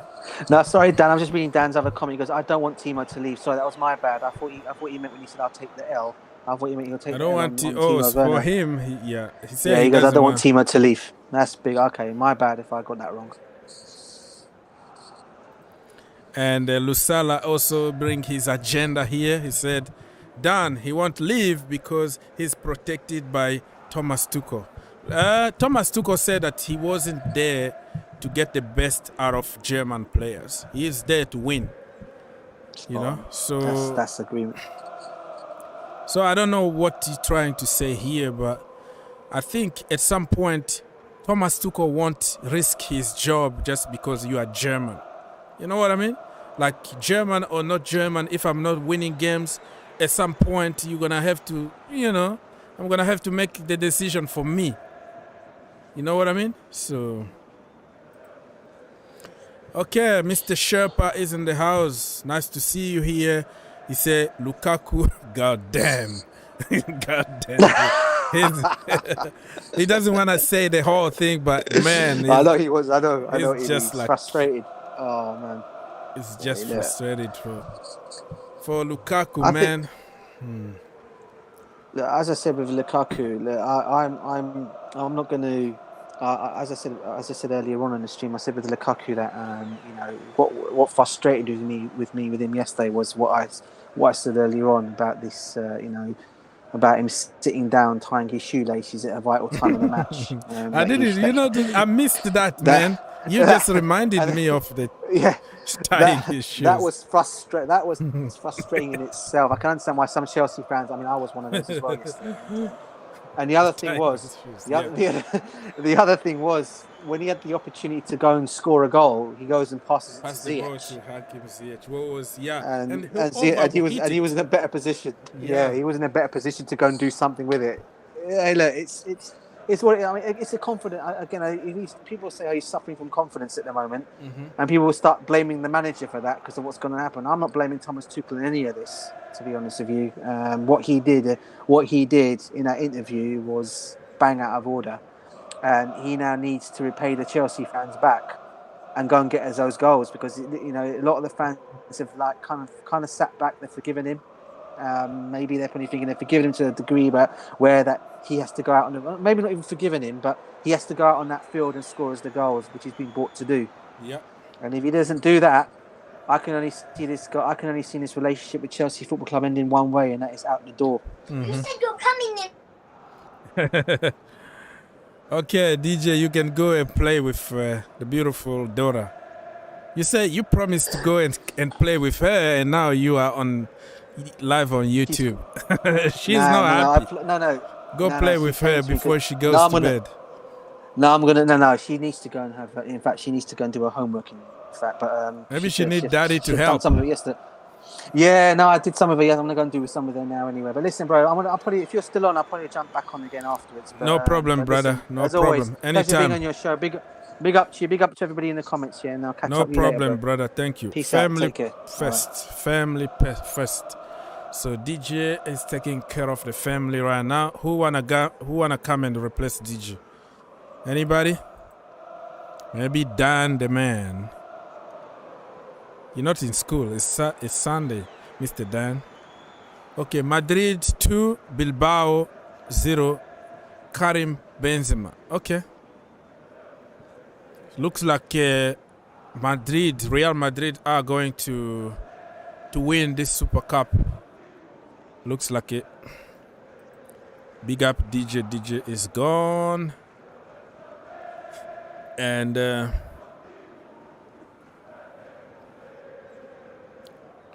only few seconds left, people, before the end of the first half. Still Algeria 0, Guinea 0. You know what I mean? Still 0-0, and it's halftime, people. Halftime. Algeria had actually a goal disallowed by the VAR. I didn't understand why and how that was an offside, but I think they have technology to check on everything, so I have nothing to say here. Yeah, we might win. It's still 55 minutes. Anything can happen. Yeah, I don't see Real Madrid losing that, bro. 2-0. 2-0 up. No. Is Valverde playing Remember Valverde from last season was a Super Cup that he took one for the team. Like he took a red card for the team. I don't know, probably Morata was running with the ball to score, and then Valverde was like, you are not going to score that goal. I'm going to take a red card, but it's going to be for the team. Boom! He took Morata. Took Morata out, and everybody was happy about that tackle. Yes, Mr. Don. Well, it's like I'm on show here now, and I still can't hear you. It's like the network over here is bad. I'm using Wi-Fi, so let me remove it from Wi-Fi first. Mm-hmm. I can hear. We can hear you properly right now. We can hear you. Can you hear me now? Yes, sir. We can hear you. None. Wow. Okay, so Mr. Don still have some. So Valverde is not playing today, but yeah, that action, even Cholo Simeone, right? Atleti's manager actually applauded Valverde. Actually, he said, I would have done exactly the same thing. And then at the end, he got the man of the match, and they ended up by winning the Super Cup. That tells you that sometimes use your mind. He was so intelligent, because if Atleti scored that goal, I think they were going to win the Super Cup. Valverde even scored in the semi-final against Barcelona. Okay, I didn't even really watch. It was another Clásico, right? El Clásico away.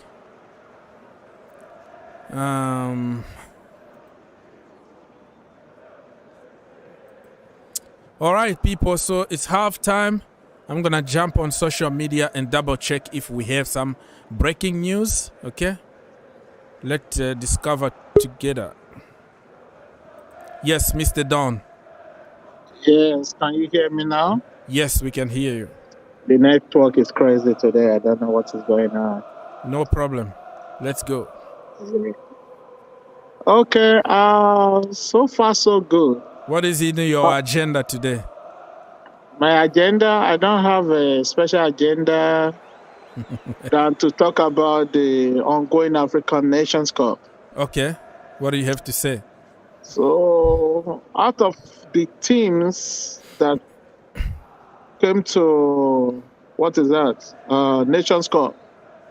Mm-hmm. Which one among them do you think that can win the cup or win the tournament, the entire tournament? The tournament, yeah. Well, listen, I don't support any team. I support every team, because I'm the man of people, and I don't have any country there that I support, like, especially. I can support a player because I know him or something, but I don't support any country. That is number one. No, it's not about supporting country, but I know you have been watching all of them, and at least you can say. Yeah, that's why. Let me finish my idea. So what I want to see from this AFCON 2022 is, or 2021, if you want to say it that way. 2021, 22. Yeah, let's call it that way. I want to see an underdog, a country that never won it before, create a big story out of the blue. You know what I mean? Like, boom, beat all the big teams and win the cup. But it doesn't happen often. That upset will only happen like once in the decade or something like that. Yeah. So this one, I think there are so many candidates. Nigeria, they don't have big names, shiny names like Osimhen or JJ Okocha back in the day. But they're still on it because they are close to Cameroon. So they have a lot of fans there that can push them. Yeah. So don't underestimate the Super Eagles. And then you look at Cameroon, they are playing home the referees, the decisions might help them and all that. And then Algeria are kings of Africa. So, man, this is I don't know. I'm not going to say exactly who is going to win, but I want to see a big upset. A big upset in this tournament. Like teams like Gambia or Malawi or Zimbabwe. Teams like that, like out of the blue, boom. They just completely destroy everybody and win. How about you? Yeah, that was my thought exactly. I'm expecting unknown team to upset any bigger team. But it's like I haven't seen anyone among them to that level. I don't know, maybe Sierra Leone can do better. Gambia is small, but yeah, they drew the game today. So you have to keep an open mind, man.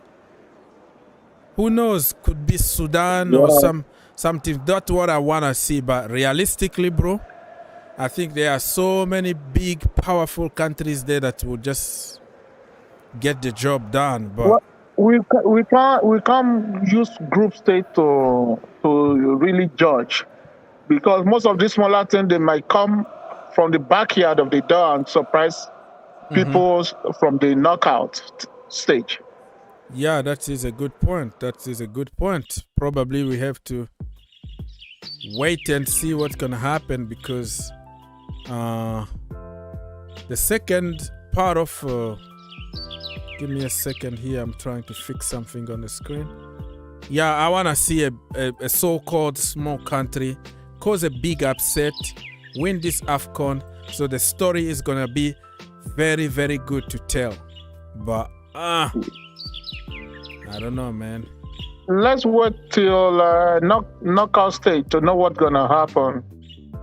I know that group stage, at times some people will struggle, and at the end of the day, when they get to knockout stage, they turn to monster. Yeah, the small teams, sometimes they have nothing to lose.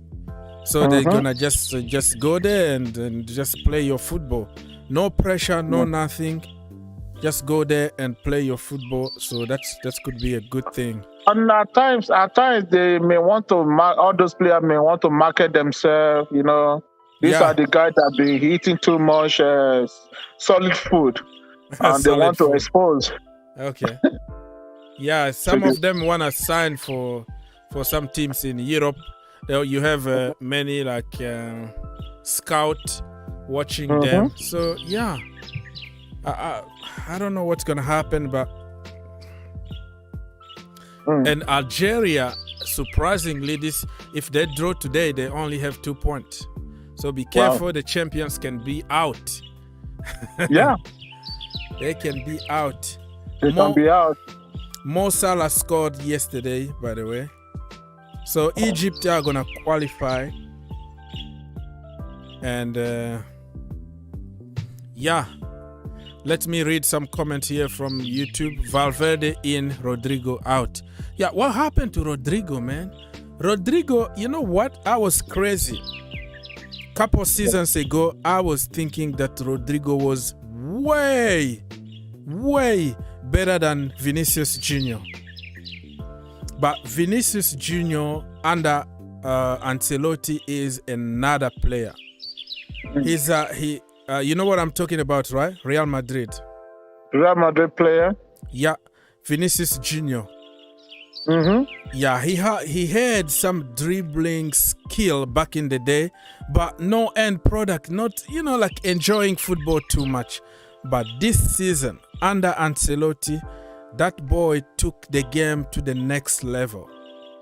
Like, he's not dribbling just like a headless chicken. He dribbles with purpose, with business in hand, business in head, if that makes sense. You know, certain players will just dribble, enjoy football, but sometimes football is about business at the end of the day, right?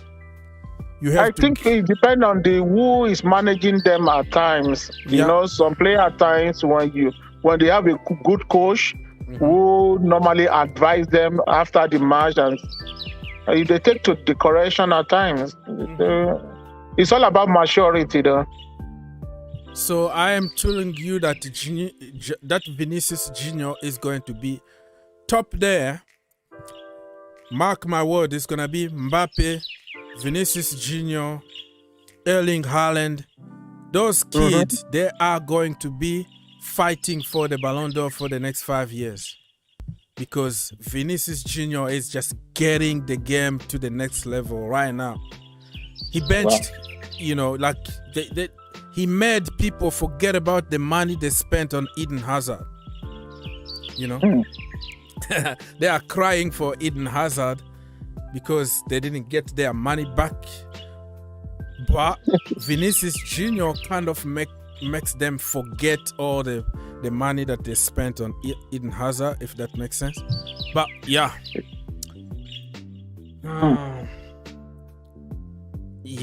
Okay. So Mr. Tragic TV in the chat is saying true. Kind of Ronaldo first years at United. Yes. Ronaldo had skills. Ronaldo had everything, but he wasn't like the Ronaldo that we knew. And, a few years later, with Sir Alex telling him what to do, helping him to grow, don't dribble just for the heck of dribbling. Everything is about business. And look at Ronaldo. So hopefully Vinicius Junior is going to be there. But if the fame is not going to get into his brain, because most of these young players these days, they want to do whatever they want to do and they don't care.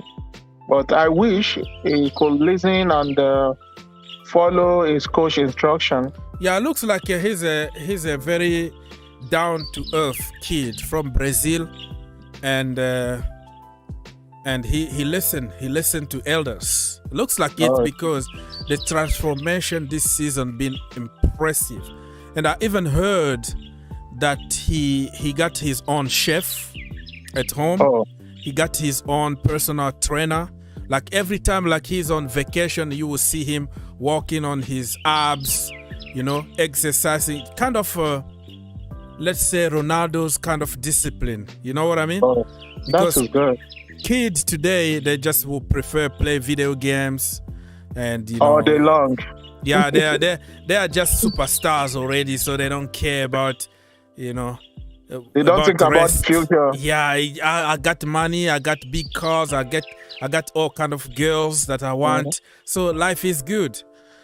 Exactly. So it looks like a certain kid who normally come from very hard conditions, right? Yeah.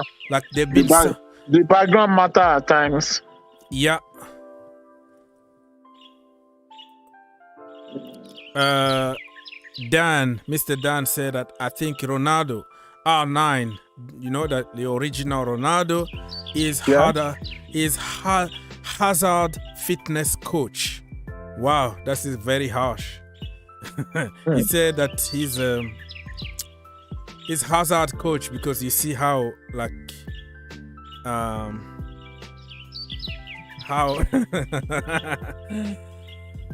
how Hazard is big and Ronaldo also is big. Ronaldo has some kind of health conditions. Health condition, yeah. So it's not like he wanted to be that big. It just happened that he's sick, And probably he's talking also about injuries because, R9 also got a lot of injuries during his playing time. But you normally, it's not your fault that you got injured. Well, sometimes it could be because of your lifestyle. You don't take enough rest or you eat a lot of junk food or stuff. But I don't think Ronaldo R9. Yeah, I'm going to give him the benefit of the doubt. I will give him the benefit of the doubt. R9 was the GOAT and he's gonna always remain the GOAT for me. So Okay, people. So if you have any question to ask me, please come live on television and talk to us. Oh, Ronaldo at condition then what he has then is the one that make him gain so much weight. Mm-hmm. So it wasn't his fault at all. Yeah, he got the cholesterol issues. So hypothyroidism, or what do they call it?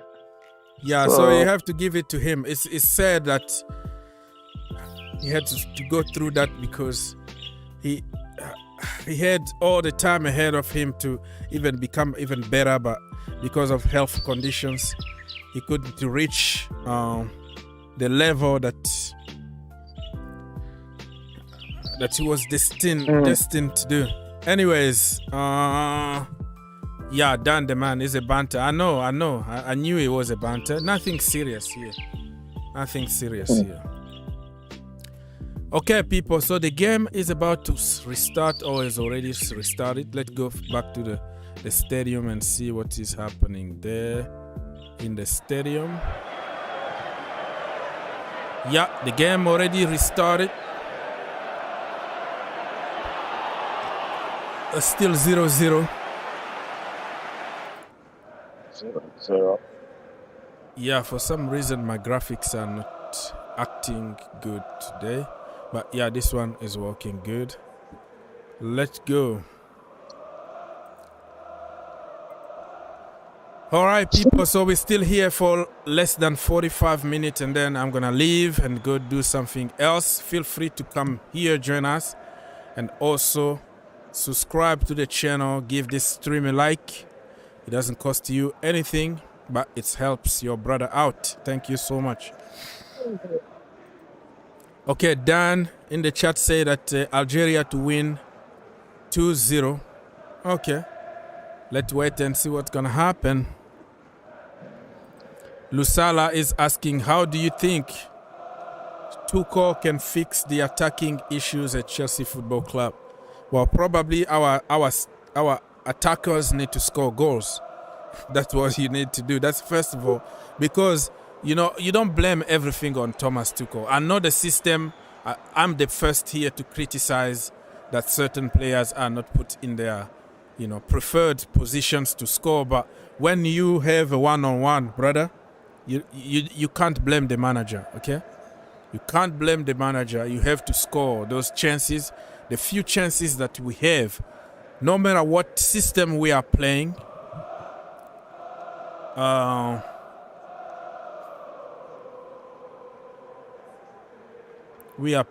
it's gonna be players need to. Yeah, I'm confused here. Mr. Sherpa is talking about somebody who are. Why are you using a strong language here? Against who? Against me?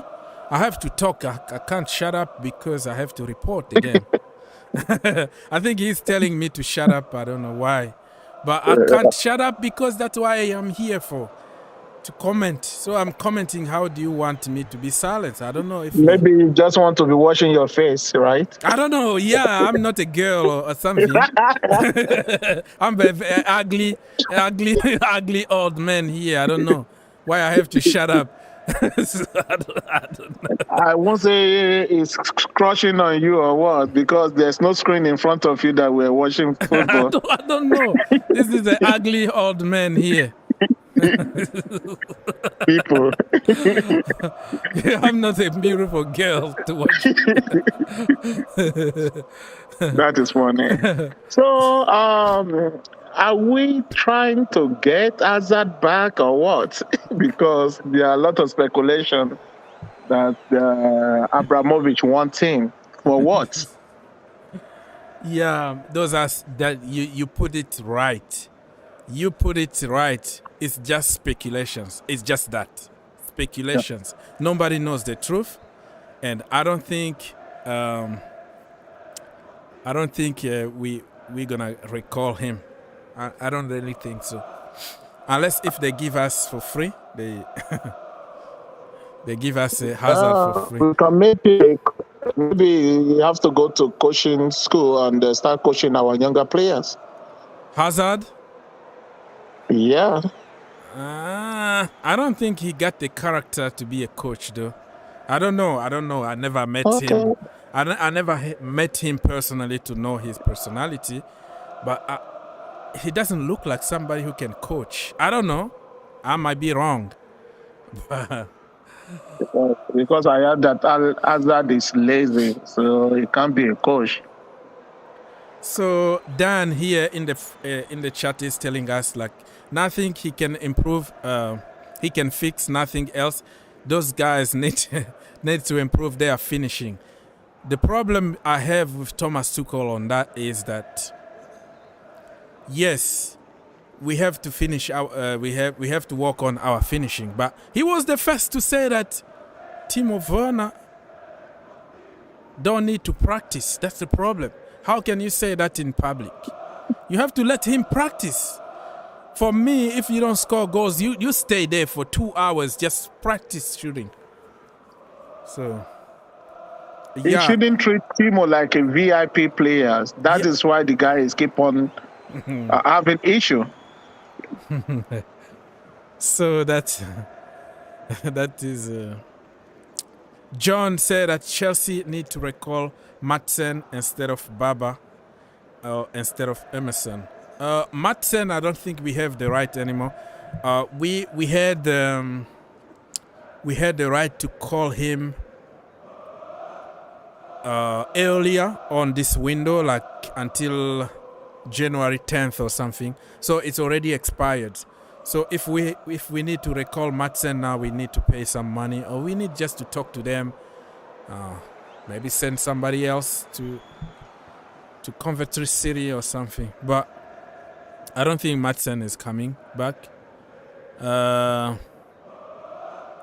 AFCON is coming to Banjul. What Banjul? I don't know. What is that? Banjul might be the capital city of some. I think it's a Gambia capital city. Gambia capital city. Yeah, Banjul. Yeah, I think it's the capital city of Gambia. Correct me if I'm wrong in the chat, but I think I'm very good on geography. You know, I know my capital cities and my thing. But yeah, I think Banjul is the capital city of Gambia. Of Gambia. Yeah. AFCON is coming to Lagos. Oh yeah, you see the fight is Banjul, capital of Gambia. Yeah. So Dan said that he's going to Lagos. Lagos is not the capital city though. It's Abuja, right? Yeah. Capital, Lagos is just a commercial capital of Nigeria. Yeah, you see? Dan, so I know your country better than yourself. Lagos is just the economic or, business capital, just like New York City or something. So, yeah. Tragic TV said that AFCON is coming to Rabat, which is Morocco capital city. Yeah. So everybody's just... AFCON makes me love Africa, according to Mr. Sharper. I think they want it to... We can't hear you, you're breaking. You are breaking again. I'm breaking again? Yeah, now it's okay. Okay. Maybe North Africa or Southern Africa this time around. Say it again. I said they may move it to North Africa or southern part of Africa. The AFCON, next AFCON. I said they may move it to... they may allow the Southern Africa to host it or North Africa. Oh, north or southern, because central already organized with Cameroon. That's what you mean, right? Yeah. That makes sense. Let's send it back to South Africa because they got very good infrastructure over there. Yeah. And Dan is making a good point here that he said that the last AFCON, the one before this one was in Egypt. It was in Egypt, so Northern Africa is excluded from that. So it's gonna be South this time. But you have you have to find somebody to organize it first. What if South Africa or any country from the southern part of the continent don't want to organize that? And then you're gonna have to go with some other countries, right? So okay, people. 57 minutes in my location, still 0-0 between Algeria, the kings of Africa, and Guinea, Equatorial Guinea.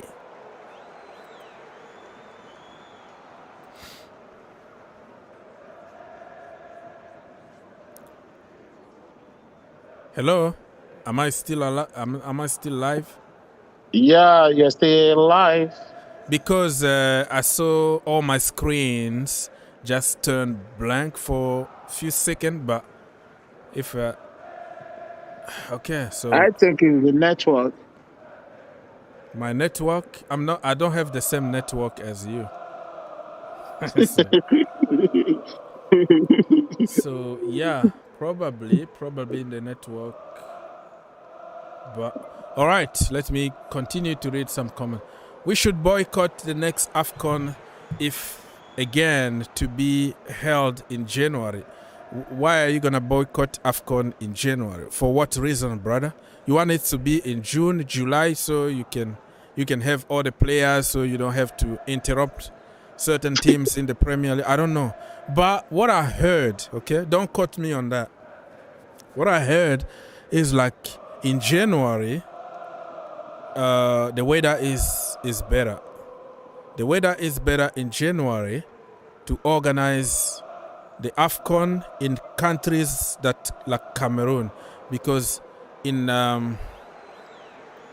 it rains a lot, it's humid, it's very hot, so they have to choose what is the best for Africa and for players. The same thing is happening with Qatar, the World Cup, okay? So that is going to be really not fair if you have to organize the World Cup in winter because it's very, very hot in summer in Qatar, and then you tell me that we have to boycott AFCON because it's happening in January.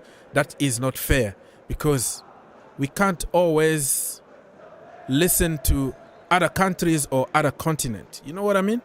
So let Africa take care of their own stuff and not impose them a lot of stuff just because you are taking care of your interest, you know? Like European teams, they don't want the AFCON to be in January because of their own interest. Does that make sense? You're right. Probably not, but that's all I can say.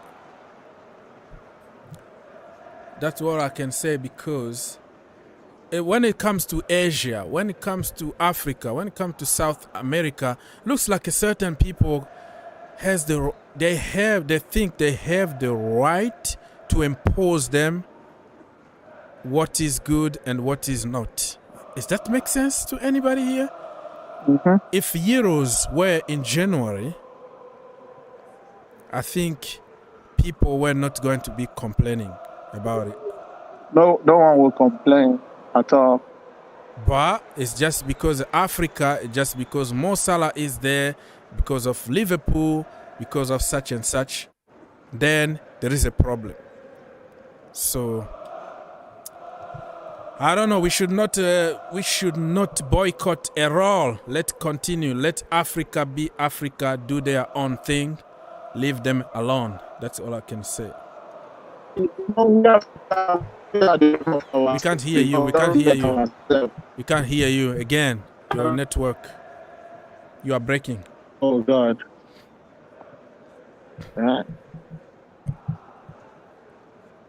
Hello, you still there, Mr. Don? I'm here.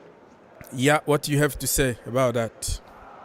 I said we Africans are the problem of ourselves because the way we portray ourselves to Western world, that is why they see us. When we say January is good for AFCON, why some people say no because of Premiership. And we have to think about these guys that they are not living in Africa for some years and they are used to the Western world weather.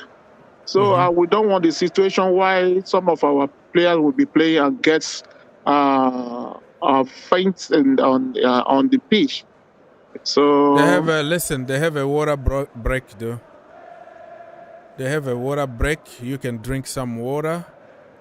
And then there is a medical team to take care of you. What I mean by that is just like the way they try to impose everything on Africa. It's not fair. That's what I wanted to say. But we have to speak for ourselves. Whatever we want, we have to sit down and let them know. This is what we want. But that is exactly what is happening.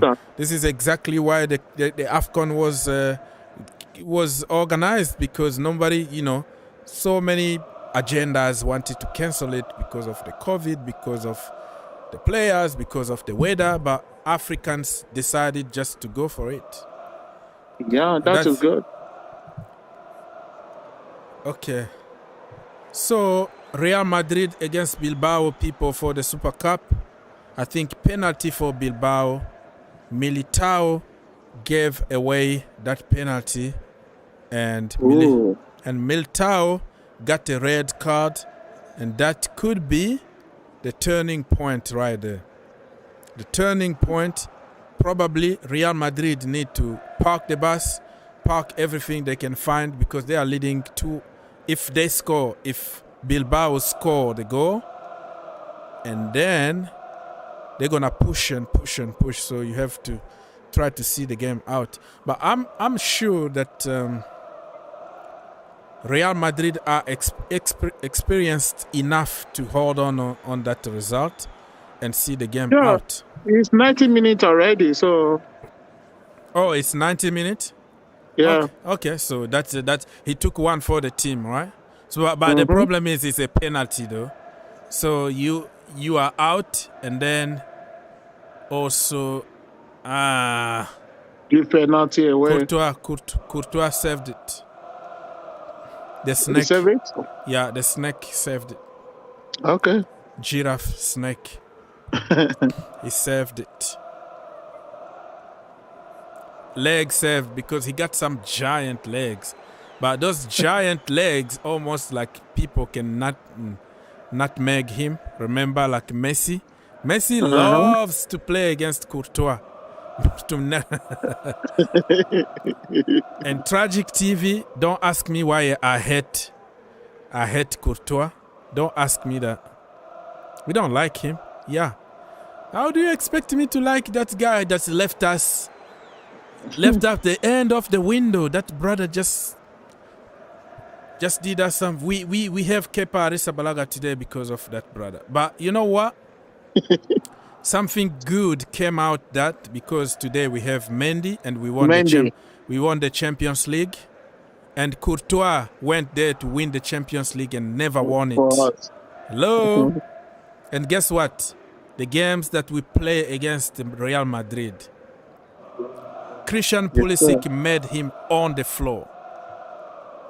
Mason Mount sabotaged him on the floor. So we got our revenge toward Thibaut Courtois.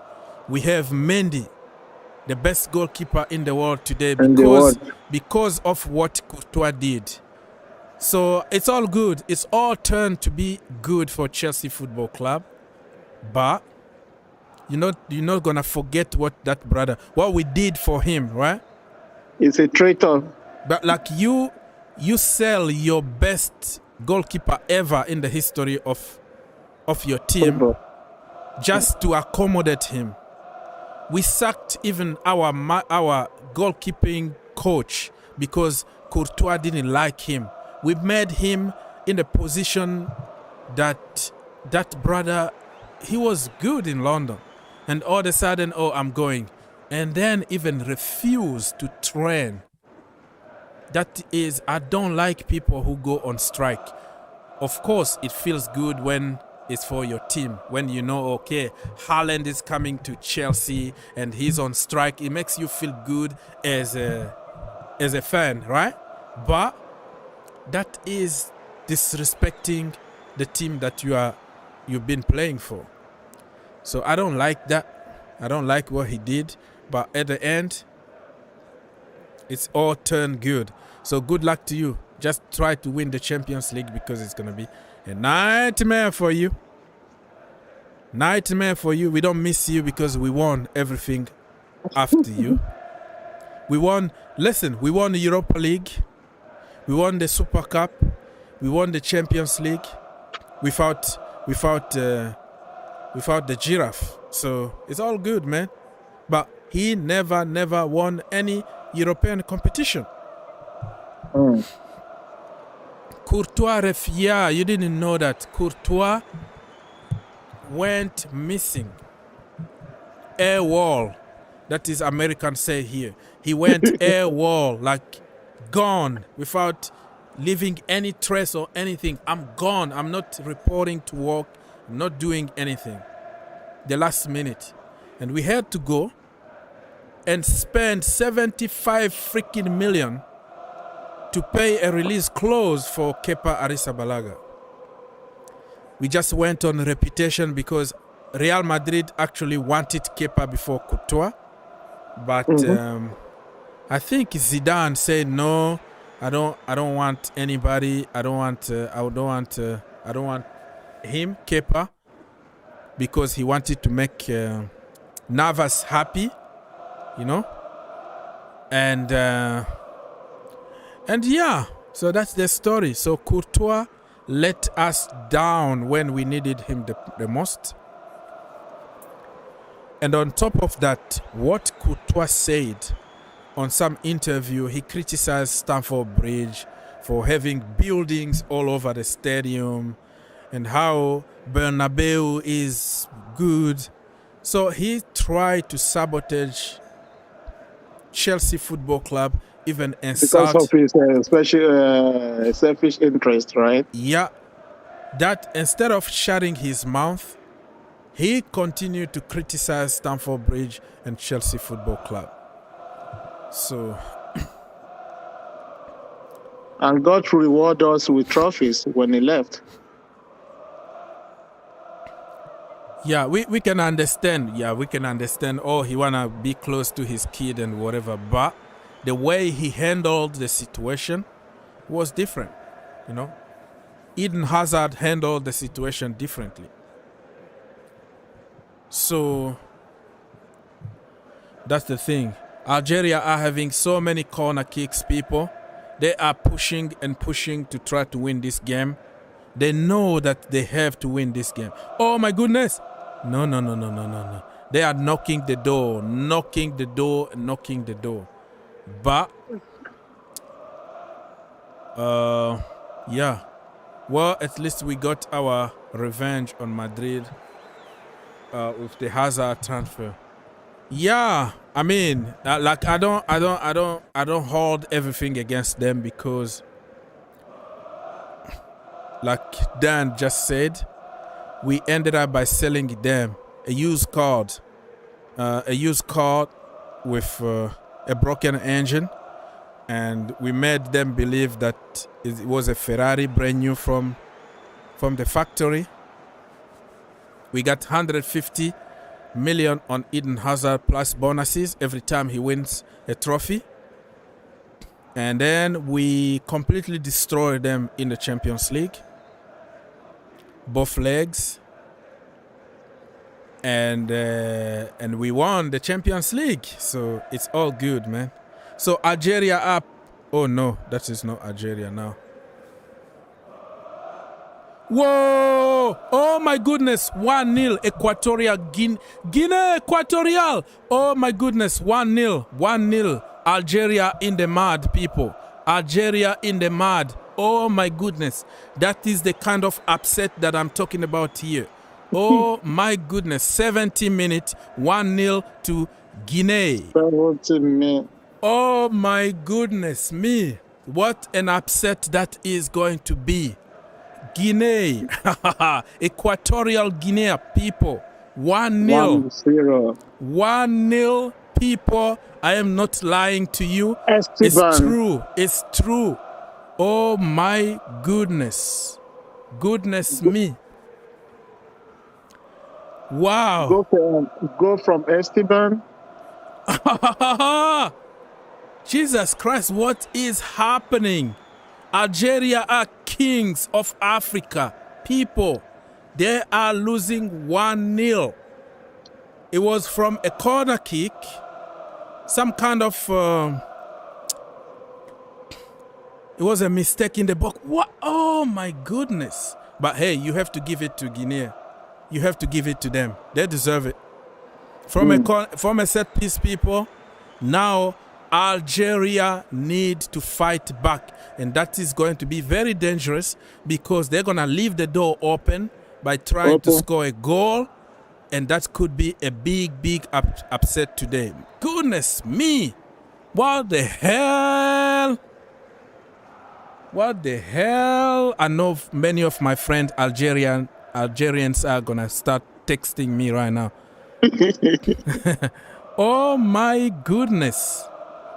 This is why we love football. Because of things like this. Even if they lose, but they scored against Algeria. Nobody gave them any chance. Algeria, they still have Ben Rantman though, so don't celebrate too much. They still have quality. They still have Mahrez. They are champions of Africa. They can still go back and score 2 goals.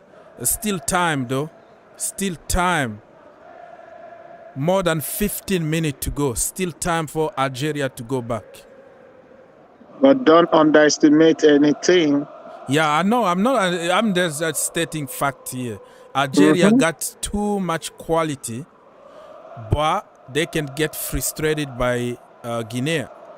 They can get frustrated because... Okay. Let me cool myself down. Let me drink some water. This is... this is the kind of games that I want to watch, people.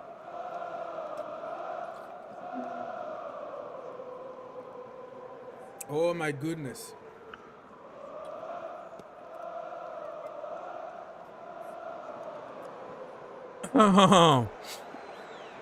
Yeah. Mr. Abdulaziz said that the next AFCON will be in Nigeria. Okay, I didn't know about it. Yeah, probably they already chosen the next one. Okay, it will be in Nigeria. That means Nigeria might win back-to-back if they win this this edition. My day. Bobby Smokey also can't believe it. He can't believe it that Algeria are losing 1-0.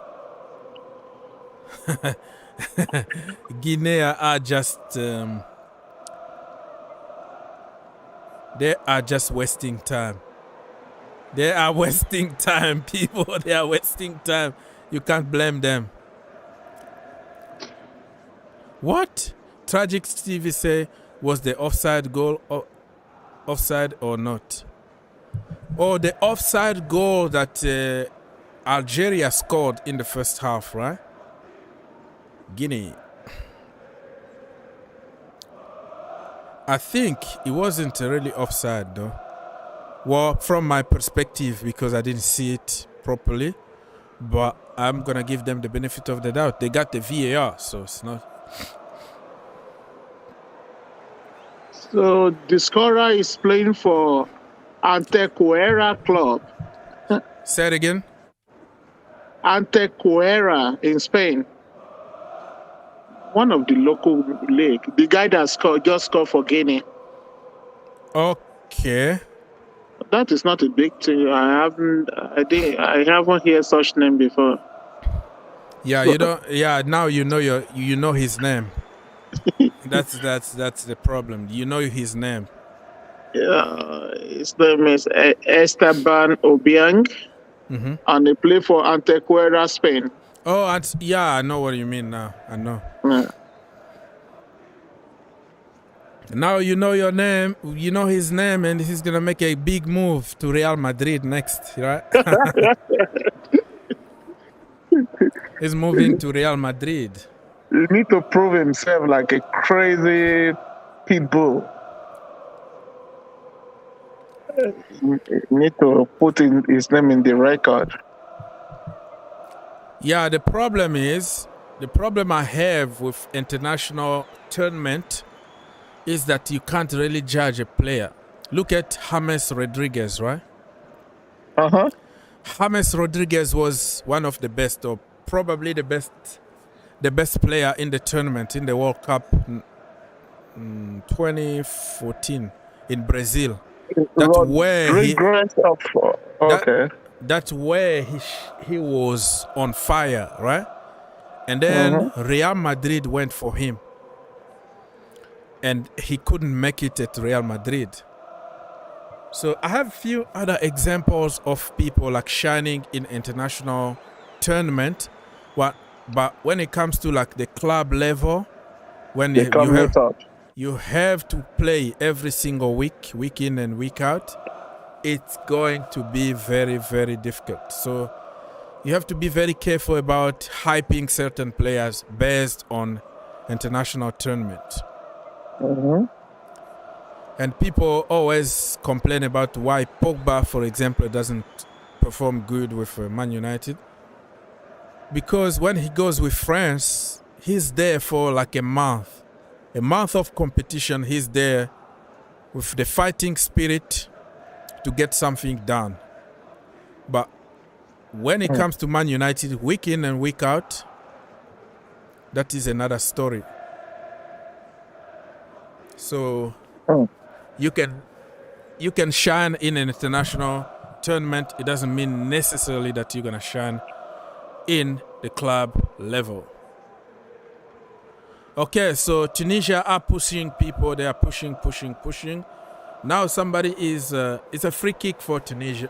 Tunisia? What I'm talking Algeria? about? Algeria. Yeah, I don't know why I said Tunisia, but Algeria. That's what I meant. I believe one of them will have red card today because they have 6 red yellow card already. You have to be very careful. Both teams though. Yeah, so still wow. Only like 10 minutes to go. Somebody was on the floor. Algeria got a free kick. Algeria are pushing people. Come on. Yeah, another corner kick. Corner kick for Algeria, people. Boom. The goalkeeper. Somebody is forcing, he's trying to get a penalty, but no, that wasn't a penalty in a million years. In a million years, that is not a penalty. The goalkeeper got the ball first, and he kind of dragged his foot just to make it look like it's a foul, but no. Oh. He been smart there, been very smart, but no. There is another collision in the box, people. The wasting time game is on, officially on. People are crying, falling like flies. There's going to be a red card. To who? Oh, to Both somebody? To somebody. Okay. Because Algeria will be playing with tension, and Equatorial Guinea would like to delay the match, waste time. Yeah, you're right. Like the goalkeeper now is down. He wants medical attention. But the problem also is when you waste a lot of time like this, right? You might pay the price because they're going to put extra time. Yeah. And you might allow the other team to have the momentum. For real. So don't do it too much. Too much. Just be smart, right? Be very smart. Go to the corner, to the flag, and then try to dribble, try to hold the ball instead of like wasting time. Yeah. Oh, Ivory Coast and Sierra Leone, they played 2-2. Yeah, it was 2-2. Haller, Sebastian Haller scored, but it wasn't enough. So, Mr. Fashion Life said that it's true.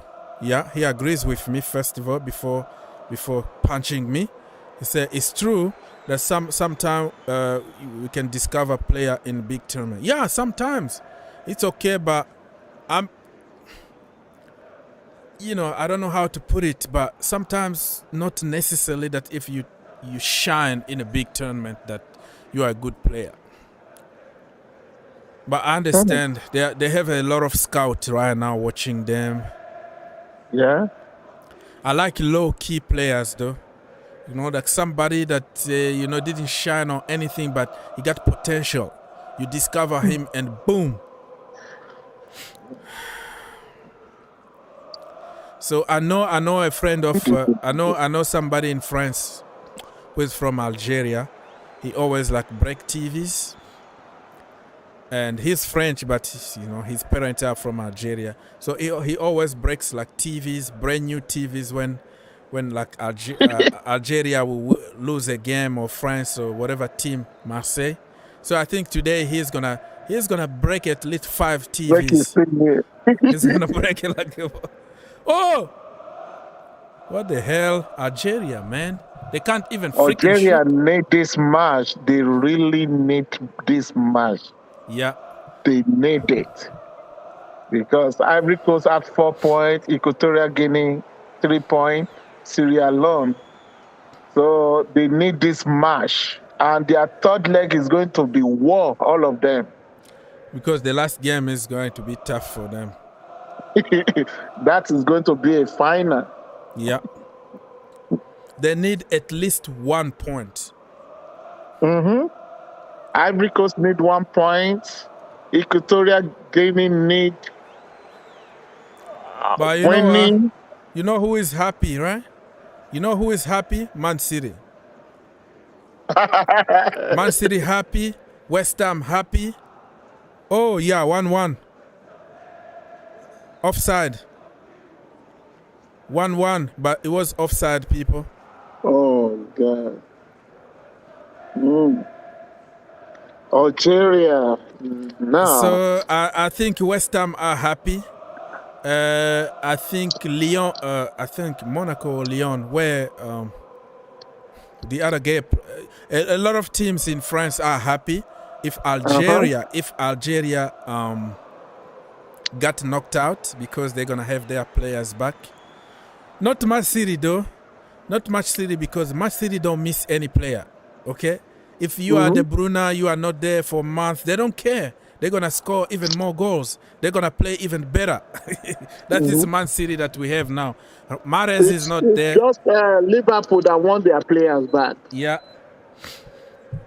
But they won today, though. They won today, Liverpool 3-0. With Brentford, right? Yeah, Brentford is not mugs. They are very, very good player. They are a very good team. They are wasting time. Wasting time is going on here, people. Yeah, we can't hear you. You are breaking, Mr. Don.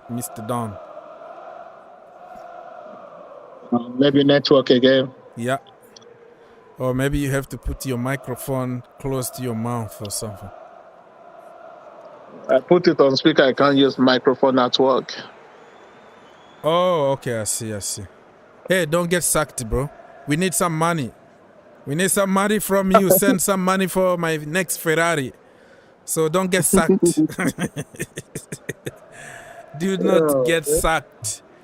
Job first. Work first. Okay, Mr. Dan in the chat said that I still haven't gotten over AFCON 2019 semi-final against Algeria. Oh, I see. So Don want Algeria to lose because they beat Nigeria. Sorry. They beat Nigeria. They knocked Nigeria out of the competition in the last edition, right? That's what you mean. I see, Mr. Dan. I see your issue here. I see your problem. Okay, people. So I'm still here for 5 minutes plus 5, probably 10 minutes more left. Corner kick, people, for Algeria. They are pushing. I can see a draw here, bro.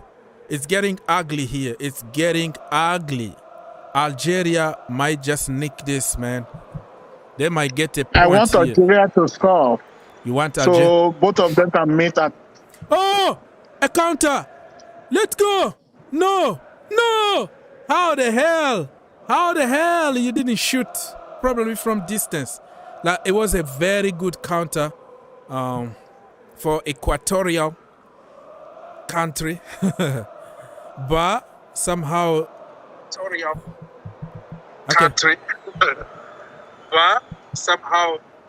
I can hear myself, Mr. Down. We can hear you. No, I'm trying to turn off the other phone. Okay. Oh my goodness. Ooh. Free kick for Algeria, people. Algeria need to score. I want to watch How the hell this game still 1-0? Because Algeria are doing everything in their power. What the hell? What the hell is going on here? Hope these people hope they don't park the bus in their bus 18. Bobby said that he's not sure where to watch this game. I don't know how to watch the game in Europe. Not sure where to watch in Europe. Maybe you should Google it or something. I don't know. I'm watching it from another station from France because I have a VPN. So yeah. Oh. Okay, people, still 2 minutes to go, regular time, plus 5 to 6 minutes because there has some stoppage time. Oh my goodness. This is going to be a big upset for Algeria today, and yeah, the good thing about it is I'm gonna watch a lot of French TV. I'm gonna watch a lot of fan channels because it's gonna be all over the place. The manager is going to be blamed for everything. Why did you change this? Why did you do this? And you know how it goes. So if you think that AFTV is the top when it comes to out, you have to watch other channels in other languages. So I am telling you tonight, it's gonna get ugly with Mohamed Henny. It's gonna get ugly. I think he might broke his car today because the guy sometimes can just like take a baseball bat and start hitting on his car, like destroying his car, like for real. Boom. Like that? Well, after losing games, because he's a fan of football, but that is the way he does things. Like he breaks TVs every time.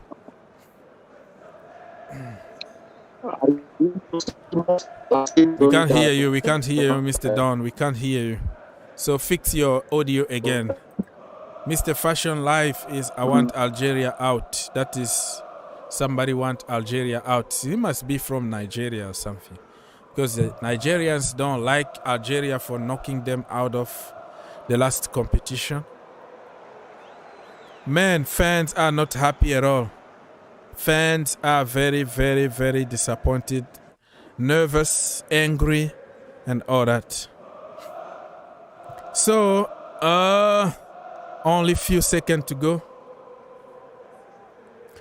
few seconds to go, and then it's gonna be extra time. Whew. Jesus. What's going on here? Belmadi, right? That is the name of the manager. I think this guy is gonna be criticized for everything. He gonna be attacked for not using Ben Rahman, for not doing this and that. Extra time, yes sir. Extra time or added times or whatever you wanna call it, but you know. So 5 minutes for add-ons or added time or whatever it's called. The regular time is over, people. 5 minutes to go. Still time for Algeria to score. Or still time for... Oh, look at that cross from Mahrez, man. Guinea still needs to... Oh my goodness. This is a big upset today, people. I am telling you, Guinea are trying to waste a little bit of time. They are making some subs. I can't pronounce their names. That's the problem. Salvador. Salvador is in. Or whatever. This is a big upset for people here. This is why we love football. We love football for this. Big up people from Chelsea perspective. Big up everybody in the chat from Chelsea perspective. Yes, they are playing added time, Bobby. 5 minutes to go. And no, it's not even 5 anymore. It's 2 minutes to go, Bobby. 2 minutes to go until the end of this. And this is a big upset for Algeria. Oh, my goodness. Oh, my goodness. Come on, people. Don't forget to subscribe to the channel. Like the video, share, put your notification on because I'll be live next time. I don't know what game, but AFCON here. When I have time, I'm gonna do few games. You know what I mean? Stay tuned, people. Subscribe to the channel. Subscribe also to the Green Turf because we have a lot of content over there. Thank you so much for helping. Let's go. Big up Bobby Smokey. Johan is going to be... Oh, you're talking about Younes, right? Younes is from Algeria, so he's going to be very upset because of this. Come on, people. Only 1 minute 30 seconds left in my location, but it could be more than that. Algeria still have few minutes, or let's say couple minutes to get a point here, but it doesn't look like it. Tragic TV is giving us some update from the Super Cup. So Real Madrid just won the Super Cup one more time. They beat Bilbao, right? Yeah. Militao got a red card. Courtois, the snake, saved a penalty. So it's all good for Madrid. Happy days for them, but we're waiting for you for the Champions League. Okay, people, so few seconds to go. Let's say 30 seconds to go, but it was some also some incident here, so it could go until 96th or 97th or something like that. I don't know. Let's wait and see.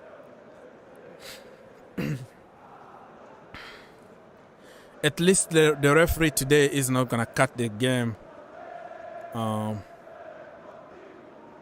It would be funny if the referee can take like extra time, like add his own 5 minutes, and let's see what's gonna happen. It's gonna be the opposite of what the other referee did, right? Yeah, the match ended 1-0 to Guinea Equatorial. Congratulations, bravo. So people, 1-0, game over, and Guinea are celebrating right now on the field, and I see some beautiful girls from Algeria just crushed. She's very sad. She can't even believe what is happening to her country. But hey, young lady, wow, people are even like crying. Wow, people on the stand are crying. I don't know, man. How much money for Chelsea FC due to Hazard deal? How much money? I don't know what you're talking about, Bobby. The match is over, people. Officially over. 1-0 Algeria. They are not officially out, to be honest with you. They still have a chance, right? I don't know. That means for Algeria, the last game is going to be a final because they only have 1 point. I think Ivory Coast got how many points? They drew today. The other game they won, right? So I'm not sure. I don't want to spread fake news here, but I think they still have a chance if they can beat Ivory Coast. I don't know, Bobby. You might be you might know more news than me because you can get access to social media and all the good stuff. This is what they get for knocking us out of Arab Cups. Oh, so you're talking about Morocco against Algeria in the Arab Cups. They knocked them down. Down or out? And then you want your revenge, right? Okay, I see what you mean.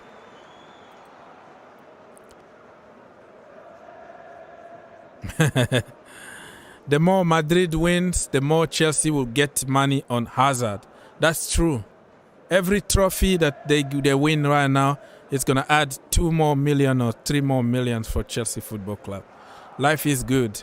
Life is wonderful for Chelsea Football Club right now. Okay, people. Any breaking news? Anybody want to jump and tell us what is happening? No? Maybe? Maybe not?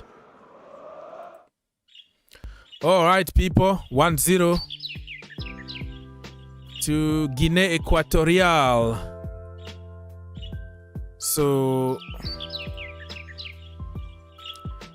how does that works? Wow, you don't understand what add-ons and clauses. Remember when you guys won La Liga like a couple of seasons ago? Another clause activated to give Chelsea more money. So every trophy or every goal that Hazard was going to score, or any trophy that Madrid wins, and when Hazard's still there, you earn Chelsea some extra money. That's how most of the contracts are cooked that way, so we can get more money from you. So this Super Cup can bring us 2 or 5 more million. Who knows? All right, people. So congratulations to Guinea Equatorial Guinea. So they won 1-0. Incredible upset here, as you can tell here. Wow. Mahrez might be coming back to England from next week, people. Look at that. Look at that. Yeah, game over, and I am going to leave here very, very soon. So you guys, you didn't want to call us names, but you guys still own Hazard, don't really understand the clause. No, you don't understand what... We don't own Hazard anything. You, Madrid, owns us money every time you win a trophy. What happened in big contract? That's why you hear that, okay, this transfer is gonna be like 30 million plus add-ons. So add-ons just mean something that need to be achieved before you receive that money, before that clause apply in the contract. You need to reach a certain amount of goals, for example, or the team need to win a trophy. If you win the Champions League, another clause can be activated. If that makes sense? Philippe Coutinho, until now, the reason why Barcelona don't wanna like play him a certain amount of games, because if they play him those games, another 20 million need to be played on top of that.